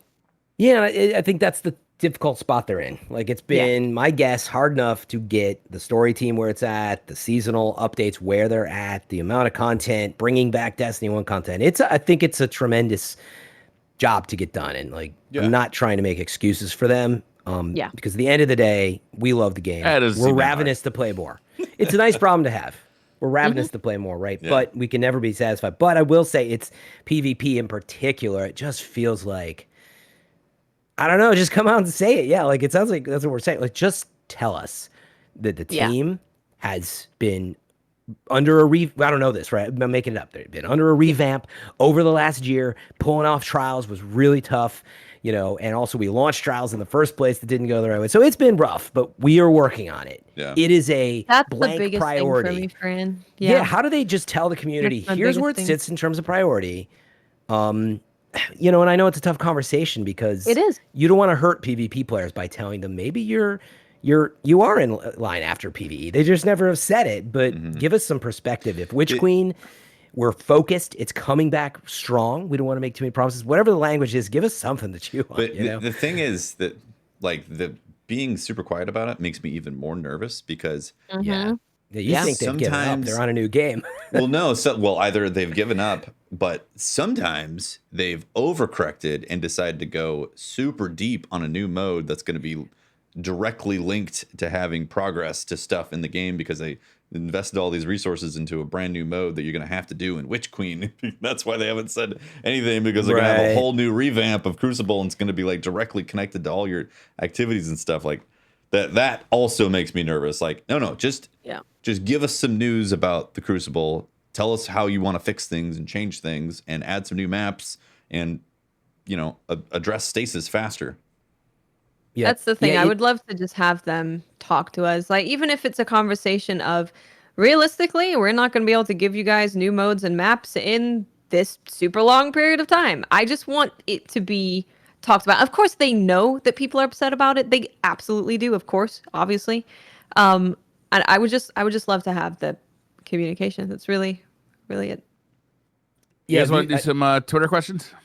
Yeah, I know we got to move on. I just want to make the last point, which was, have you guys checked out Apex 3v3 arenas at all? I've not. I did 2 games. Okay, but if the arena hasn't checked it, or sorry, if the community hasn't checked out arenas, all I can say is, man, when I looked at that, and it's coming off a battle royale, it is not a battle royale game, right? It's an amazing gunplay. It's economy based, a little like Valorant. It's 3v3 and blah blah. But when I played, I was like, man, this is it's not about the mode and how fun it is. It's just the inventiveness. It's new map stuff, whatever. But I was like, this is what we're missing from Destiny right now. Is a new mode coming out like this. It's got economy, whatever. We need something really new and exciting on top of all the fixes, and we're just not seeing it. But check it out if you haven't. It's free to check out. I tell you, I keep saying I want Bungie to make modes for Crucible that make sense with what Destiny is, instead of just taking what other games have and turning it into the same thing but a little different. I want something that really makes sense for Destiny to have in it. And I'm not saying that's easy, because I can't tell you what that would be. No, you're right. But I think Rift was really good. But I think Destiny would, in terms of PvP, would be much better with more objective modes. Yeah, I agree on that. I think definitely. It would shine more with objective. Yep. Yeah, the team deathmatch with the side of objective, like they need to move away from that. Yep. All right, I got 9 pages of Twitter questions, so we're just gonna start off speed round. Okay. Speed run the Twitter questions. Here we go. Ready? Speed run. William James Corwin says, I thought going into this season that having a 10-piece transmog cap would mean that the grind wouldn't be as bad a trade-off as being unlimited. Now that we have transmog in our hands and realizing the grind is nuts, I can only wonder what Bungie was thinking. Your thoughts? I think we talked about this to death. We talked quite a bit about We need more. Yeah. So I'm just going to move on. Thuggy T says, what are your thoughts on Deepstone Crypt no longer dropping pinnacles? I feel like they should have dropped the current expansion raid, meaning Beyond Light, from dropping pinnacles. Yeah. Even with VOG coming, I don't see why they. I agree. I think it's weird that they decided to cut the pinnacles out of that and make VOG the focus on that. It's like come on. Feels like an artificial way to push people into a free raid that everybody's playing to keep the community, in there. But like, I still need Eyes of Tomorrow, and I would still like to get my pinnacles out of Deepstone Crypt. Yeah, should have kept it. I just agree. It was weird. I don't get it. Yeah, it's also especially with VOG not being out yet. Like, yeah, and why limit the pinnacles anyways? It's just like 10 points. It's like it's only it's the power grind is basically gone. It's we'll forward. Muttbeard says, should Iron Banner have a way to earn adept loot? Not related to the new season, I know, just something I was thinking as a way to make Iron Banner feel worth playing. I mean, I wouldn't mind it. How would you give it out? Yeah, I don't know if it would. Yeah, how do you earn an adept banner? What if it was a rare drop? Like, oh, you got an adept. RNG adept? I think it's because of what you're touching on, because it's hard to predict how you give those things away. It could get out of control that suddenly everybody has some adept steady hand that is annoying or something. I don't know. Adept to me was always a trophy, right? It's like, I made it to the lighthouse. I got the adept. It's a trophy. Yeah, actually, maybe it's just giving like it out RNG doesn't. I don't know. Yeah, maybe you could earn make the one weapon or better two instead. How about from that? Doing all the bounties that week, or I mean, more adept in the game period would be good. Just give us an Iron Banner title, for love of God. Yeah. Also, just change Iron Banner. So. Also, update Crucible and nerf Stasis. Hey Blaze, also Destiny Crocs. It should be a thing. Hey Blaze, have you guys seen that there are Eververse shaders and a silver only emote that can only be? We talked about this. We talked about that. Sephiroth is my dad says, How are y'all feeling about the 6-man seasonal activity? It feels like we've exhausted this drop and dunk the moats, kill yellow bars, repeat until final boss kind of format. Feels like we're swinging a bit hard into the turn off your brain and shoot side of the scale. That's what I was saying. I like it overall, but time for a new mode entirely to kind of mix things up. This is less turn off your brain than all the other modes we've had. I like it now. I think I'll become sick of it by the end of the season, just like other modes like this. Yeah, that's how I feel too. Justin Brown says, DCP, which way do you think Bungie will go? Nerf Stasis, create a new counter to it, or buff the light to make it more equal? I mean, so clearly they're gonna update the light classes. They've talked about it extensively, and it's just obvious if you have a brain cell. Now, because we are in the live service updating of a game, like they've fully gone live service. Like they are live service. This isn't going to be a thing that, like, this would be a thing that would happen in D3, right? If they were still making the D1, D2, D3, then we would get it in D3. Stasis would have probably come in D3, and then we would have had the updated light subclasses along with that. But because we're having D2 and it's the seasonal model and it's a live service, it's something that's going to be updated slowly. So I actually would not be surprised at all if we get maybe a new subclass, a new darkness subclass with Witch Queen, and we get one of them updated. I don't think we're going to get all of them updated at once, but like they're going to nerf Stasis. They've said they're nerfing Stasis in like 18,000 twabs. They've said it on Twitter. They are nerfing it. Whether it's going to be enough of a nerf is a different discussion. And they're updating the light subclasses. I just want to say though that, like, yes, they're saying the stuff. However, the pacing on this, like, it was 7 months for Stasis to already be out, and now we're kind of back to the same issue of, like, suddenly there's bonkers abilities from Stasis that are giving people a bunch of hard time. Like, I think they need to move quicker if they want people to feel listened to for the Crucible. Well, yeah, that's a different, separate issue, right? Like, that's the issue that the community is having on Twitter right now. It's like, well, we want you to take the massive nerf bat to it, not the chipping away nerf bat to it. That's what people want, and then build it up if it needs to be built up. But like the question of, are they going to nerf it, or are they going to do like updates to light subclasses? They are actively nerfing it, and they're saying that they're nerfing it, and we know that light subclasses are going to be updated. But if they update the light subclasses when Witch Queen comes out, I mean, that's a long time. I mean, don't expect it before then. It's updating the subclasses to the Stasis model is that's not light work. Yeah. No, obviously the stuff is not easy, and it's difficult all around. This is a very difficult problem to solve.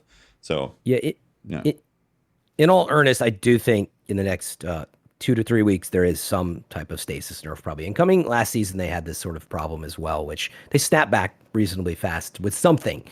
So I would expect to see it, but that's probably it for a while, you know. Tyke says, let's imagine the Destiny franchise finally dies, choked by Tess probably. In what universe would you like to see the next big hit MMO looter shooter take place? In what universe? My Little Pony.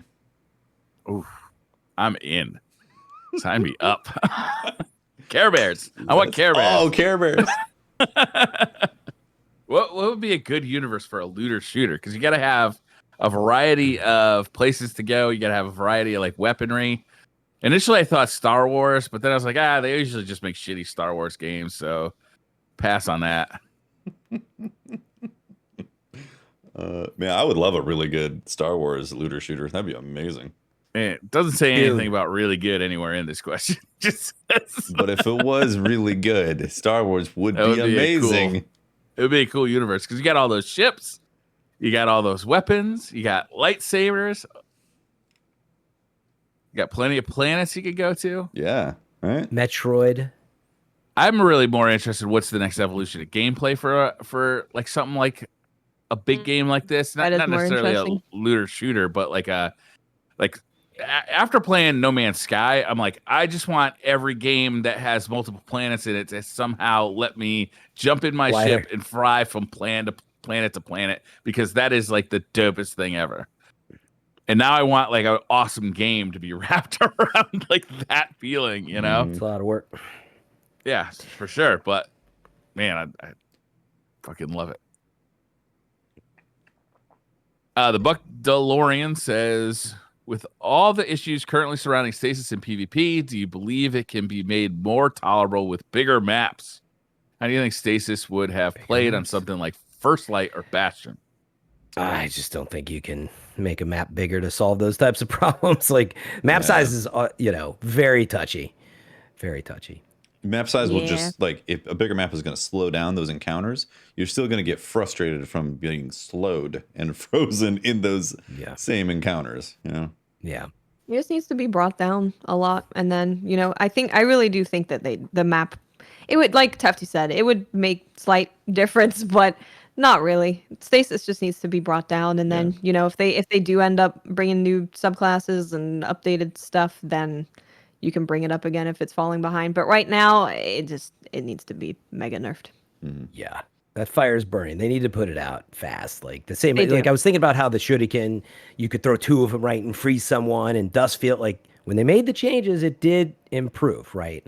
Now we're definitely. seeing, we're seeing similar behavior. Like, oops, we launched new stuff. It's a problem. So need to get on it fast. It would have been obviously great if this TWAB had addressed that, but way too early. So hopefully next week they say, okay, yep, these are the things we're working on. We're we're aware. Kessler 23632 says, "Hey DCP, how do you feel about the seasonal model? Been 2 years-ish. I think we talked about this too, so we're going to skip it. Yep. Thank you, Kessler." Umami Ramen says, "There are so many weapons released with the season of Smallen, Splicer.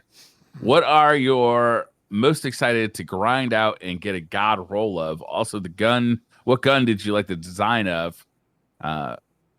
Is this old or new in a reissue of D1 gun or Destiny 2 weapons?" So, I don't get the last part, but yeah, I'm not sure I do too. What gun do you like the design are of? they saying? What of the new seasonal guns do we like the most? Design? Yeah. Do you want to? Which one are you like excited to grind a god roll on? Yeah, I want the auto rifle. I want the pulse rifle. The Hunter anime sword is back, if that's got different perks on it, and I could get like some kind of like really cool thing going on with that. I've always loved that sword. Always love that sword. Yeah, there's no there's no new hand cannon, right? Yeah, there's a Crucible one. Yeah, there is 181. Oh, okay. What's that? People are actually really enjoying that one. I forget the name of it. I haven't seen it yet. Looks like that. But usually, I like a good hand cannon. It's called the Survivor's Epitaph. But outside of that, the auto rifle is just very unique and very cool feeling. It looks awesome. So that would be the top of my list right now. I gotta get that because I haven't used an auto that's felt that nice in a while. So, Gnawing Hunger obviously comes close, but it just looks so cool. So, man, I had a Steel Feather that was fantastic before it. Yeah, Steel sunsetted. Feather. I know. I think I still have mine. I'm really happy with my auto rifle. Yeah, I want to get Rush. What's it called again? Chroma Rush. It's called Chroma Rush. Chroma Rush. Oh, there's the precision frame shotgun, the slug shotgun this season. I got one with rapid hit on it, and I was like, imagine that. Oh, I saw you got it with Dragonfly. Crypt. Was that it? Yeah, like Deep Stone Crypt, and you're just there with rapid hit, just boo, boo, boo. Yeah. I was like, that sounds fun. Is this the Sojourner's Tale? It is, yeah. Okay. Yeah, I got tunnel vision and opening shot, and I was curious if that might be decent for the. See, you know what you can do with this shotgun? Because it can get Dragonfly, and it's solar. You can make more mine cells. Nice. That sounds pretty fun. Solar. Look at that. Right. That sounds good. All right. I like it. Tiago says, with the FWC ladies saw the Red War coming and the Vanguard didn't care. She is looking into the future because of Mithrax. And she said nothing about the Crow yet. Are one or both going to betray us, or the Crow will ally with Mithrax and become our true allies? So for people who don't know with the Lakshmi lore and her visions, she basically saw the city on fire and Mithrax was there in the middle of the city, basically. And I was like, well, that doesn't mean that he did it. He could be there helping us. You might I have feel had like Mithrax buckets of of water all people, trying to put it on. Yeah, maybe Crow lit the city on fire, and and he's trying to free either one of them Mithrax. Unbelievable. Man, I'm bad with lore, but last season we still didn't get resolved, I don't think, right, on who betrayed Keitel, did we? Because she the person that took the shot, yeah. I don't think we got an answer on that. And then anyway, this is a brand new season too, so I kind of just treat them separate. I don't know that we'll get those answers anytime soon. Yeah. But that's what I think they're setting us up for years. Yeah, I think they're making us really start to question, like, okay, we got Crow hanging around, kind of changed, kind of accepted. Now we've also got Fallen in the house, both Lakshmi and who was warning Zavala before? Was it? Saint's pretty pissed. Yeah, he doesn't like the Fallen. But that, like, everybody's warning each other, like, don't invite neither Keitel or Crow or anyone around, and we've got a lot going on with trusting people. So eventually, that bullet's going to drop, and I think that's going to be an exciting time for us. I do think probably, I don't know if it's at the start of Witch Queen or right before, but something akin to Cade is probably on the horizon here because they're setting up a lot of potential betrayal. Arlo says, it seems the new Titan exotic legs are OP against Stasis. My question is, can we finally get some Titan representation on the DCP crew? Love the show. No, but we can talk about the exotics. Yeah, we didn't talk about all three of them. There's the pants. So I can't talk about personal experience with the Titan and the Warlock one. I've seen some crazy stuff. So I'd like to actually... so we can talk about the Hunter ones because I've actually used it. So what the Hunter pants do, besides making you look like an Atlantean fish man, which is great. They take shaders well, so it's fine. They're called Star Eater Scales, and it's called... Cool name. It is, right? You gain additional super energy from orbs of power you pick up. While your super energy is full, picking up an orb of power overcharges your super, causing you to gain a burst of health when cast and a bonus to your super damage. At maximum overcharge, you also gain an overshield. So I took a bottom tree tether with the pants. A bunch of Orbeez. And I was doing the new activity. So on the boss, it was hitting for, I think it was 115,000 per hit. Are you serious? With each arrow? Yeah. Oh, crap. Wow. Yeah. That was fully overcharged? Yeah, remember? Yeah, that's with full overcharge. Even with like just one overcharge, it's doing maybe 86,000 per hit. Like, it's still pretty up there. It does more than Celestial Nighthawk. Of course, you have to shoot more arrows. You're not just shooting once, but it does crazy damage. Wow, that's like cool. This actually makes you want to run Bottom Tree Night Stalker with the new exotic, which is very, very exciting. That's exciting. And in GMs as well, like getting fully overcharged and getting the overshield and the burst of healing, like you're going to be able to pop your super and not worry about dying, or maybe even save yourself by popping the super. As a hunter, I'm really excited about those now hearing. I actually didn't know what they did yet because I knew they were out there, but I was like, I'll probably just go out and try to earn them and get surprised. But I saw you were working. How many orbs did it take to get overcharged? 4. 4, okay. Oh, and those can be like... Not many. Can those be like regular gun orbs?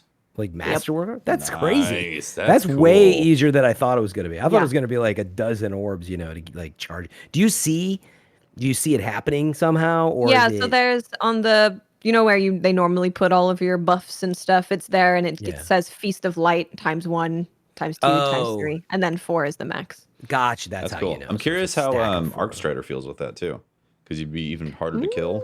Plus you get full health and then doing more damage. Yeah, that could be fun. It's exciting. Yeah, that they work.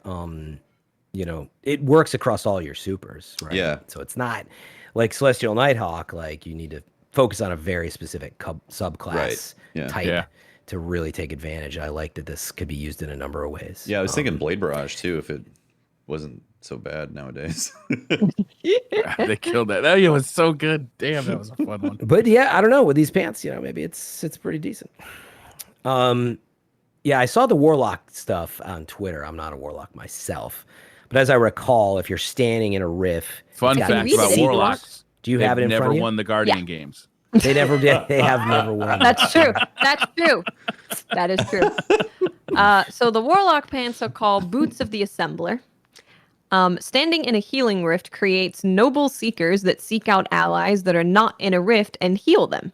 Standing in an empowering rift creates noble seekers that grant both you and your ally a damage bonus.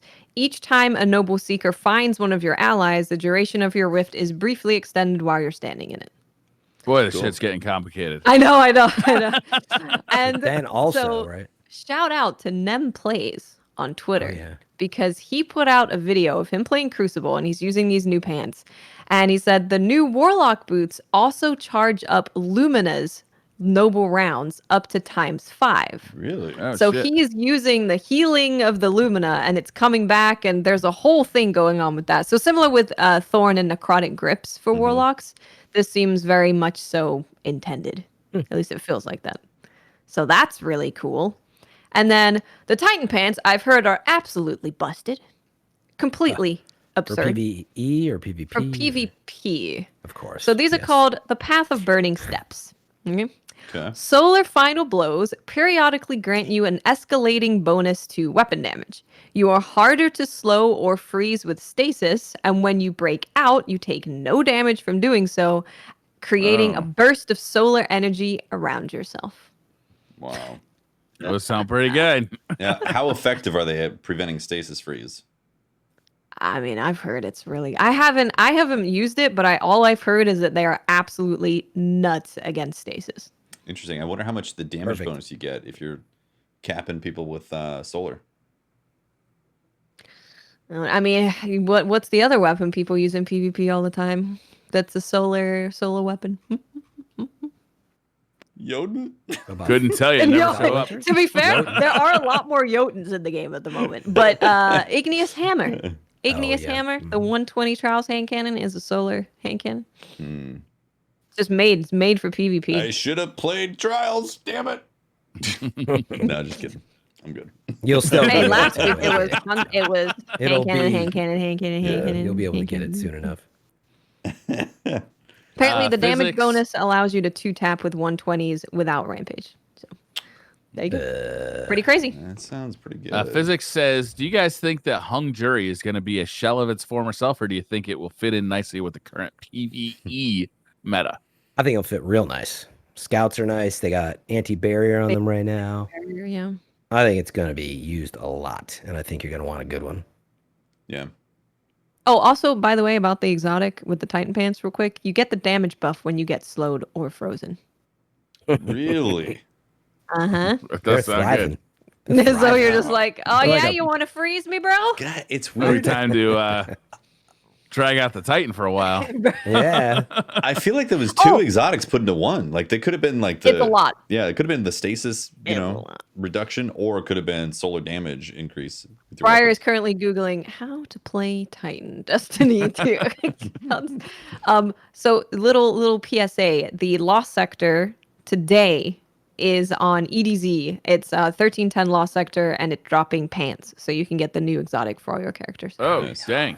There you go. And it's really easy because it's 1310 and Yeah, and if you're listening to this on a Friday, it's too late. sorry. Damn, sorry. It's Scavenger's Death. Good call, if you're Tim. listening. If you're listening. Or live. even tomorrow. Yeah. If you're listening before 10 a.m. Pacific Friday, you have time. Go do a few runs. Yeah. All right, I'm going to keep moving. Casual King says, I think it was a week or two about Mercules said that there were too many weapon archetypes. If you could take out 3 weapon archetypes right now, which ones would you take out? Friggin' a bunch of SMG ones probably. Yeah, I the don't ones know that the difference. overlap. Yeah.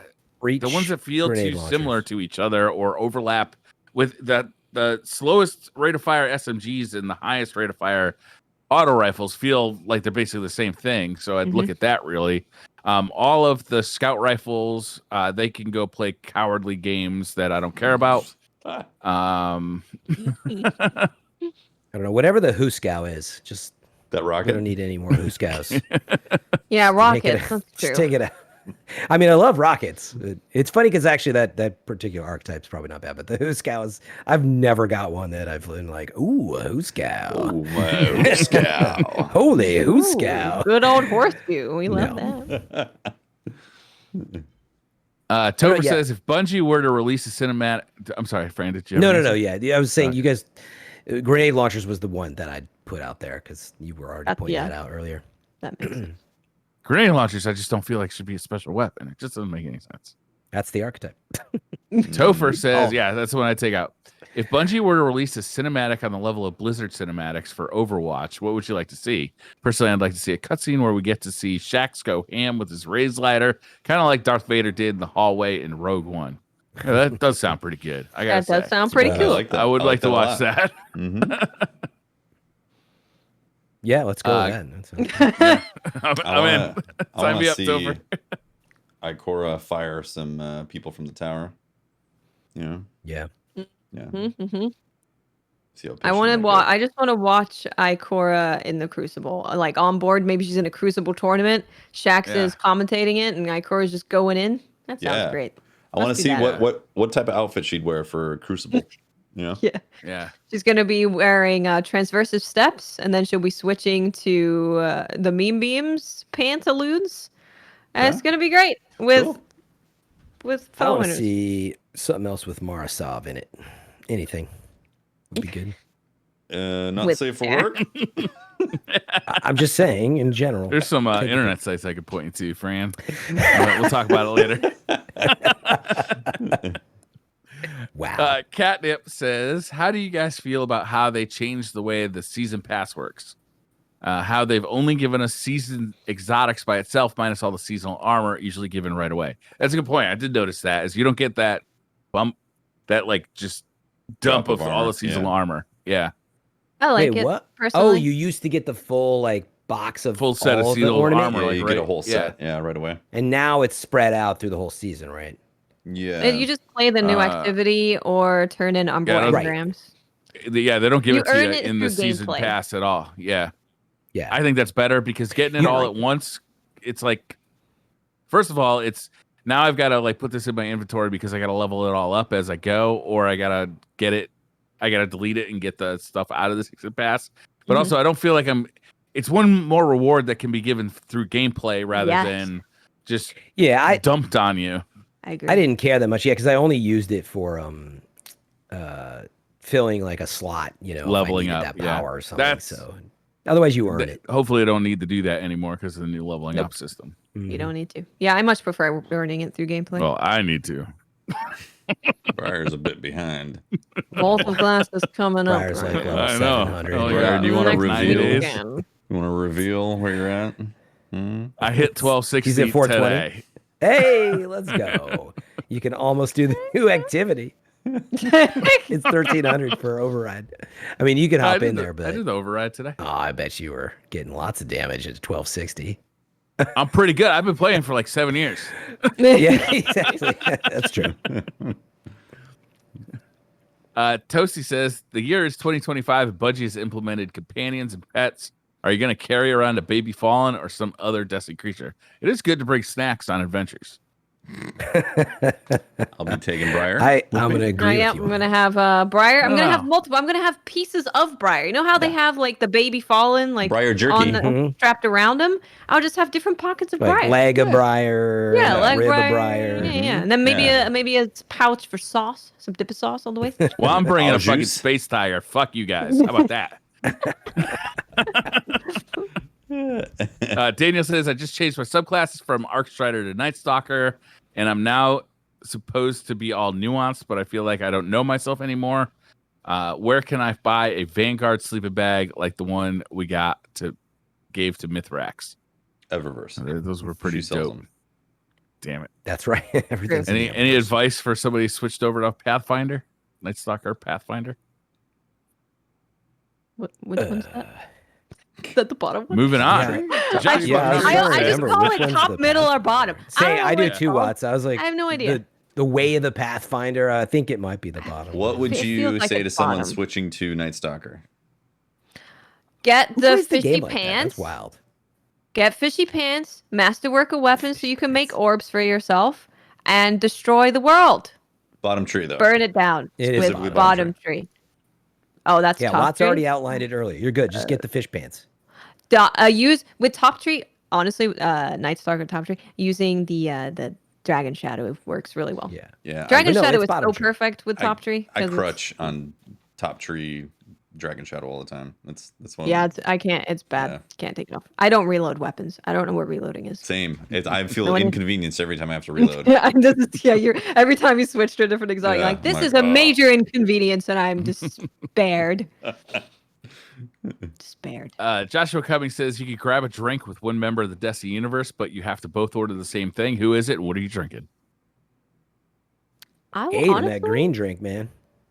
I mean, sex on a beach with Maya. Maya. Maya. Yeah, we're on a first name basis. No, definitely Cade. That'd be a riotous time. Cade? Yeah, Cade, and he's got that green drink. What do you remember drink? From Destiny 2? Oh yeah. There's that bright green drink. I want to know what it tastes like. Mudslides with Shacks? Mudslides. Oof. I'm gonna get whiskey with the Drifter. Shacks would do. Oh. Yeah, that's good. He's definitely gonna spike your drink. He's gonna make some good stories out of him. He's gonna give you one of those forget-me-nows. Man, I'd like to have a drink with the newest character we've been introduced to. Oh, the Fallen? I'll just sit there going, oh my God, you're right. Oh my God, that's true. Oh my God. And then I'll say, I love What are you drinking? You'll go, what? And they'll go, nothing. Your 3-point plan on the new American budget is really good. Yeah. I'm drinking whatever gets her drunk the fastest. Trying to get the Elixir drunk? Yes. Oh, maybe she'll invite me to her sleeping bag. Whoa. They do have 4 arms. Some of them are mechanical. Sounds like a good time. Josh says, if you got a tattoo of a Destiny character, who would it be? And where would your tattoo be? Of a character? Of a character. I'm going to get the I'd get something like Oryx on my back. Just as scary as possible. Heckin' cool. I want Alaku, the Dark Blade. Alaku. Where are you going to put that? I don't know. Over my whole body. Maybe I'll just tattoo my face as his face, and then my shoulders as his shoulders, and my torso as his torso. I'll just become Alaku. Maybe I'll get some implants in my head to give me a, hive head. I'm going to get the Colonel, and it's going to be in the groin region. On the Colonel? A Colonel on the Colonel? The Colonel on the Colonel? Someone 100% has that tattoo out there. They have to. There's no way they don't. Remember the meatball that comes during Gambit? That yes. Are you putting that on your asshole? The meatball on the asshole. Whoa. It was called the booty hole. People drop meatball real fast and went straight to it's the booty hole. Oh my gosh. So, that sounds like a Briar answer. That would make your doorknob opening better. Yeah, I was playing Gambit now, Guardian. Ringo the Dingo says, it's the season of the Splicer. If you could splice one household item from now on, control it with the power of your mind, what item would it be? Household item. See, one household item that you can control with the power of your mind. Could it be my computer? Because that seems like it'd actually be useful. Yeah, that sounds really useful. Maybe I could talk to it. I might just go with vacuum, because then I could just sit there and vacuum the whole house. I don't have to, even if you have a cordless vacuum, they sell that. It's called a Roomba. No. You can't control it with your mind. Roomba can't go upstairs. Doesn't do stairs. No. Yeah. But it does the rest of the house pretty good.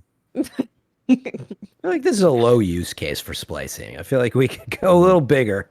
Yeah. Like household item. Let's move on to like the car, I don't know. Like we got to get. Oh, the car would be good. Household. Yeah. How about your modem?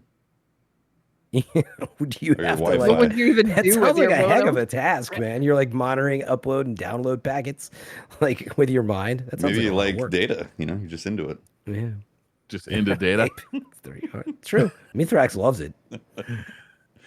Sith Assassin says, when can we get some DCP branded Crocs? That's what I'm saying, Sith. I would Briar's love converted me, and nothing is more relaxing than beer in my Crocs. Thanks for all the laughs over the years. Briar's the dude of Destiny. The dude. Person drinking You've beer never out said of their anything Crocs. nicer to me, Sith Assassin. Thank God. you. That's amazing. I would definitely buy DCP branded Crocs or Destiny branded Crocs. How about DCP branded Crocs? Yeah. I want that Croc sponsorship. Would they be red with a black logo or black with a red logo? Ooh, both. Or both. I guess we could do both. Yeah. So, what if one foot's one and one foot's the other? True fashion. That's Get a out of fashion here. statement right Don't get there. all crazy with Asymmetrical. Crocs. Keep it classy. That's a true Jesus. fashion Do statement. they come pre-installed with truck nuts? Yeah, obviously. You're making a mockery out of Molded something after beautiful. Briar's truck. Yeah, nuts. after Briar's own truck nuts.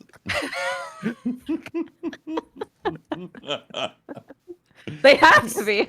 I mean, Yeah, come why on. would they be at a DCP, for God's sakes. I still have never figured out what truck nuts are. I think the last time I was on the show. What? Do you want to Google You don't know what Croc truck nuts real are? quick? No, I don't know what truck nuts are. Like, Think what? about it. It's Oh my God. nuts for your truck. I can't believe you Uh-huh. don't know what this is. So when I said that really they're don't. modeled after Briar's truck nuts, Nuts for your Right. truck. I'll Google it. But it better not be super. Sorry, That's it is exactly what not you the think it same is. Situation as the what was it? Wait, that- they're 4 Crocs? What? What is that too? Wait a second. These are actually for Crocs. Yeah, What is going on? this is real. Wait, what? What? What is this? Why? I don't understand. Still don't understand what they are. Their penises or something. I don't know. Why are they called truck nuts? Because they're nuts Because- for your truck. Because they're nuts put for 'em your on. But I truck. only see them They're on nuts Crocs. for the truck. We'll Oh, take they Crocs out of originally the are for search term. trucks. Yeah. Oh, wow, now I get it. Under the bed of the truck and back. Oh, truck nuts. Yeah. Truck That nuts. makes more sense. The now. nuts for your truck. Okay. They're I thought nuts this for was your like truck. specifically like for Crocs. That the idea was that you hang This is a hybrid, man. them on I your mean, the you truck. do. future. That's what the croc truck nuts are. Yeah. Croc nuts. Shouldn't they They're just be nuts Croc on the nuts back of instead your of truck truck. nuts for Crocs? Very confusing. Well, you know, truck nuts is iconic. It is. Yeah, I mean, clearly. Once you see them, you know what they are forever. Yeah. Oh, That's what they say. there's nuts on that. That's truck. what they say. Sam says, "What is the funniest story you have about your significant other, and what would you think is their funny story about you?" Look, Sam, you're just trying to get me in trouble. This is nothing more than trying to get me divorced. I don't Jeez, know. Sam. Do I even have anything? I talk in my sleep, so I'm just full of funny things. Yeah, But how are you going to eat Briar? I'll Wake tell you up in the one. middle of the night and My go, wife "What?" thinks every dream she has is absolutely fascinating. Huh. Is that funny? We're not listen, Brian. We're not listing annoying things about. Oh. We're listing funny things that have happened. Never mind then. Can I take that back? Dreadnought says the next Marvel movie is called Florida Man. You're assigned to direct the movie. What's the plot and what are powers and who are the villains? That's a lot of questions, Dreadnought. Jesus. Oh my god! This is supposed to be a speed round. Are we picking a whole storyline here? What's going on? that's We're, well, we're real- writing a movie right now. Writing a real movie. quick. Characters, villains, Got story, it. plot. It's Croc Man. He controls the ability for crocodiles. Or I mean alligators. Sorry, it's Alligator Man. He controls the abilities for the alligators. Professor Alligator. Yeah, and then there's probably some like Kingpin style authorities guy who's controlling all the things in Florida. From Miami. From Miami, exactly. Miami based Kingpin style authorities man that he's got to take down with his big alligators. And also, and he I think know the minds of all the old people because there's lots of old people. Florida Man That's has great. the I like ability it. to make his nose as big as possible so he can inhale all the cocaine in Florida. but like a Hoover. And- He gets hired by the DEA and he goes on adventures to get rid of all the cocaine in Florida. Yeah, and when he's just sort of in casual wear, you can always tell because he's wearing Crocs with truck nuts on them. Full circle. That's a disgrace. How Yes. dare you? I like the story. They totally have truck nuts in Florida. And I'm positive now. Oh, It's they do. probably made in Florida. Or it was either there or Texas that those things were invented. Yeah. right? It was one of those. Yeah. Zachary Richards says, "Hey everyone, what's one restaurant you can't wait to go back to and sit down? P.S. for everyone who is mad at this season, just think if we didn't have Destiny, would we have such a great content creator, community managers, and Bungie?" It's a good point. True. What restaurant? I want to go to Din Tai Fung. It's a place that we Bless you. always go. It's like so. T-Rex moved to Seattle like right when the pandemic was happening, so we haven't had a Unconfirmed. chance to get him together and give him the welcome to Seattle, which is always going to Din Tai Fung. You get this huge table, everyone orders a bunch of stuff, and people are taking dumplings. It's great. So I'm really excited to go there with just all of the buds and have a good time. Yeah, I would pick exactly like hot pot or shabu shabu, something where you like share with everyone. Just sharing a bunch of food in a pot of water, which would be a scary thing in the past, and embracing it, being so happy that you can sit down and do that now. I think I'd go with either a sushi restaurant favorite or just drinking beer in a bar or something. Yeah, I mean, yeah, right there. But that's low hanging. Because I've been going to restaurants. I'll be honest with you. But that's what I want. We have outdoor seating at restaurants, and we've been going and just sitting outside. Yeah, I want to go to a bar. Indoors, talking too loud. Yep.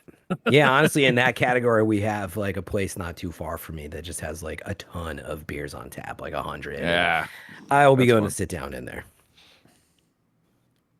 Richie2528 says, can you please start a new segment on the podcast called Cisco Facts? Also, do you have any suggestions or tips on starting a podcast? Just start, Richie. Just get going. Cisco Facts. Cisco, I believe the app, the artist. Is that? Yeah, I was like, why did Thong song? Yeah, the thong song Cisco. Yes. Yeah. What about him? Something with the butt so Cisco the booty facts. so big. I'm googling Cisco because I don't know anything about him. You know the song. Here we go. Cisco is 5'4", so he's about 3 inches taller than Tefty. Wow. Fascinating. But wait, what does that have to do with this person's question? Yeah, he said it was Cisco facts, man. The Cisco just post. So funny story is that Cisco is a really big fan of kind of funny games. If you ever see him on with them, and we follow each other on Twitter because he knows of like he's a gamer. He's like a huge gaming fan, and I think awesome. I love Cisco. I think Greg Miller maybe went to his wedding, and like he's like a really cool guy. Cool. Yeah. I've never met him, but I'm hoping one day. Cisco Facts. He's great. Cisco Facts. Get him on the podcast. There was a really fun video about the history of Thong Song, actually, and how it happened. It's on YouTube. Okay. You can just watch it for free. It is super fun. Like, you get to see a lot of Cisco's personality that you probably haven't seen throughout the years. It's really fun. And there's also one about It Wasn't Me on there. The song It Wasn't Me. Got me in the shower. Wasn't me. That's on there as well. So there's a bunch of behind the song, and they have really cool stories about how the songs came into being a thing. I just want to remind people of some fantastic lyrics. We got she had dumps like a truck. Truck. Thighs like what? What? Baby, move your butt. Butt. I think I'll sing it again. Just in case you didn't catch it the first time. I was a child listening to that song, and I was like, "Yeah." Oh man, I remember the song. Yeah, that song was huge. Yeah. Mohican 9 says, "What is your favorite place to visit?" Cisco's house. Period. The thong song. I don't know. A lot of places. Favorite place? It's tough to narrow down one single place. Yeah, especially when I am looking forward to the next actual convention that we go to. That'll be fun. Definitely. Yeah. E3 coming back, I was getting a little sentimental. I was like, man, we were so close to being able to go to an E3. I do like spilling beer on Watts' furniture. Let's do that again. A pastime. That was a great. Almost great time. my laptop and. Hugo Rune says, if you had to have the head of another human being grafted onto your shoulder in order to save the space and resources, whose head would you be okay with having placed next to yours? Would it be better or worse if it was your partner's? Wait, what? Questions are so hard to. I think we are having our head, and then we're having another head, right? Yes. Yeah, right. we just somebody anybody's else's head is going onto your shoulder. But it's a real person. I assume dead or alive. Just like, the head, who cares, right? Not the whole person. Cade 6. That would be annoying. He talks a lot. Yeah. I don't want somebody kind of quiet and shy, I think. Crap. I can't believe I already spent my answer. Damn it. You know, if you pick somebody smarter to be on your neck next to you, Ooh, he's get better smart. advice. Oh, That's what I good was at thinking. math Is would someone be who can someone give me who good. is good at everything I'm bad at. Yeah. I like it. Elon Musk. No. How about that? Also get like billions of dollars. You think you get rich by proxy? Well, he'd probably I want you mean, to move he's into got his no house, body. not into your house. So That's a win. He's like, check my bank account. Like, I don't see You mean nothing there. our Elon. bank It looks account? like we cleaned it out.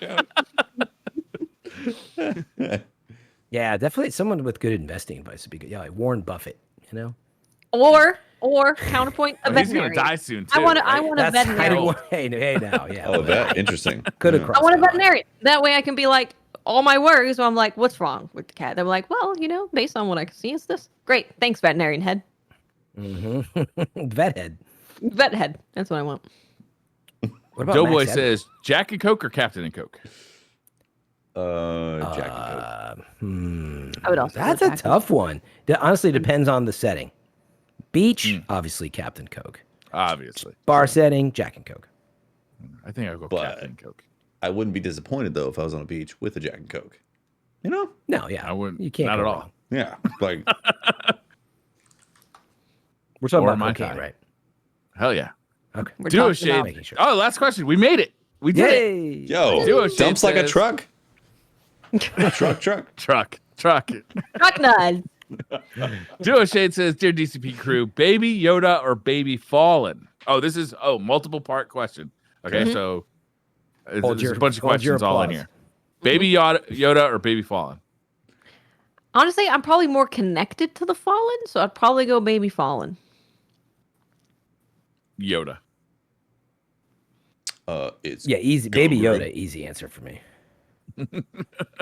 Excuse me. They're gonna grow up to be playable characters, so Pumpkin spice or English toffee? English toffee. English toffee.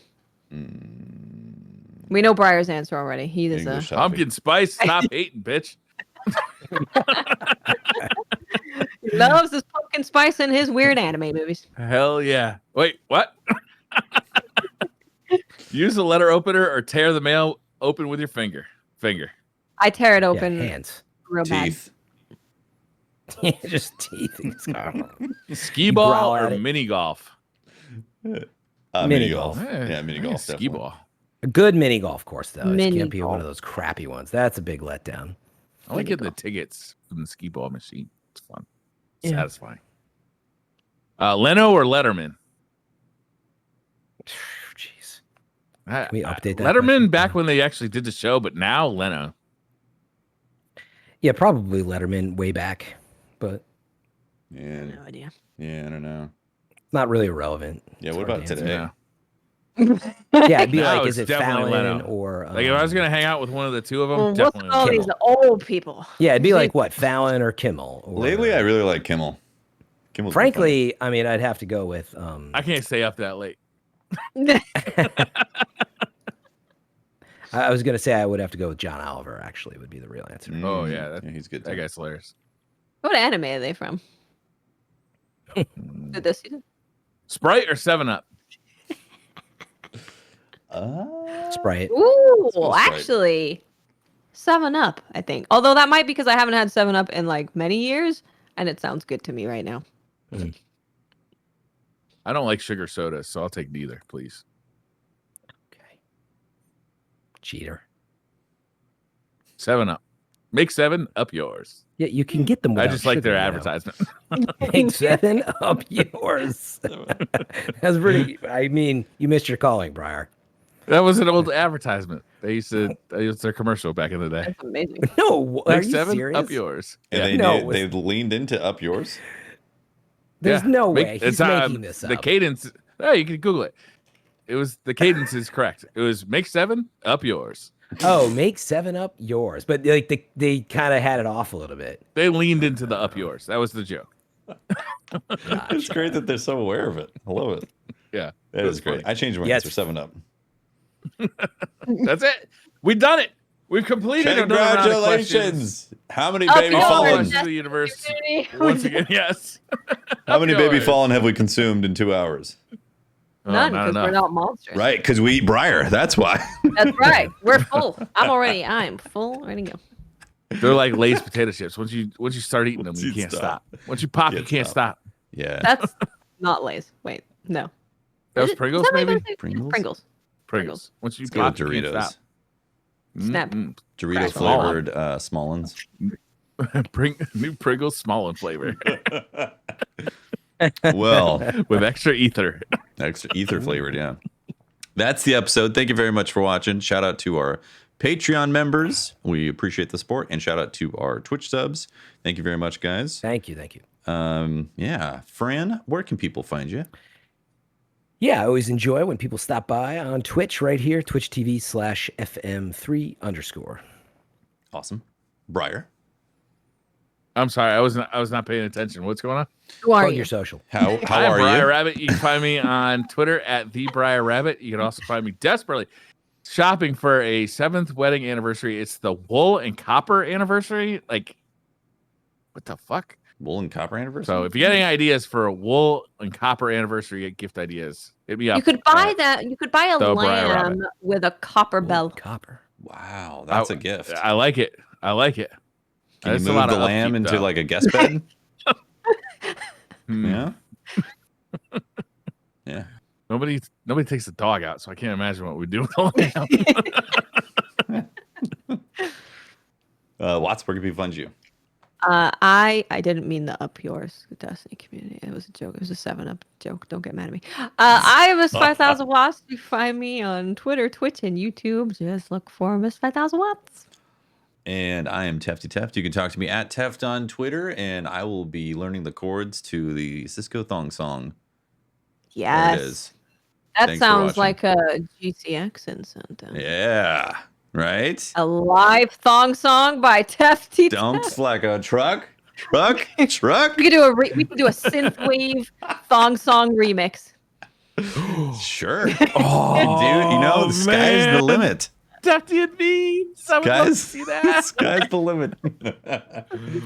All right, that's the episode. Thank you very much for watching. We appreciate all the support. We'll see you next week. More podcasts coming, all that stuff. Bye, guys. Thanks, everybody. Bye. Everyone.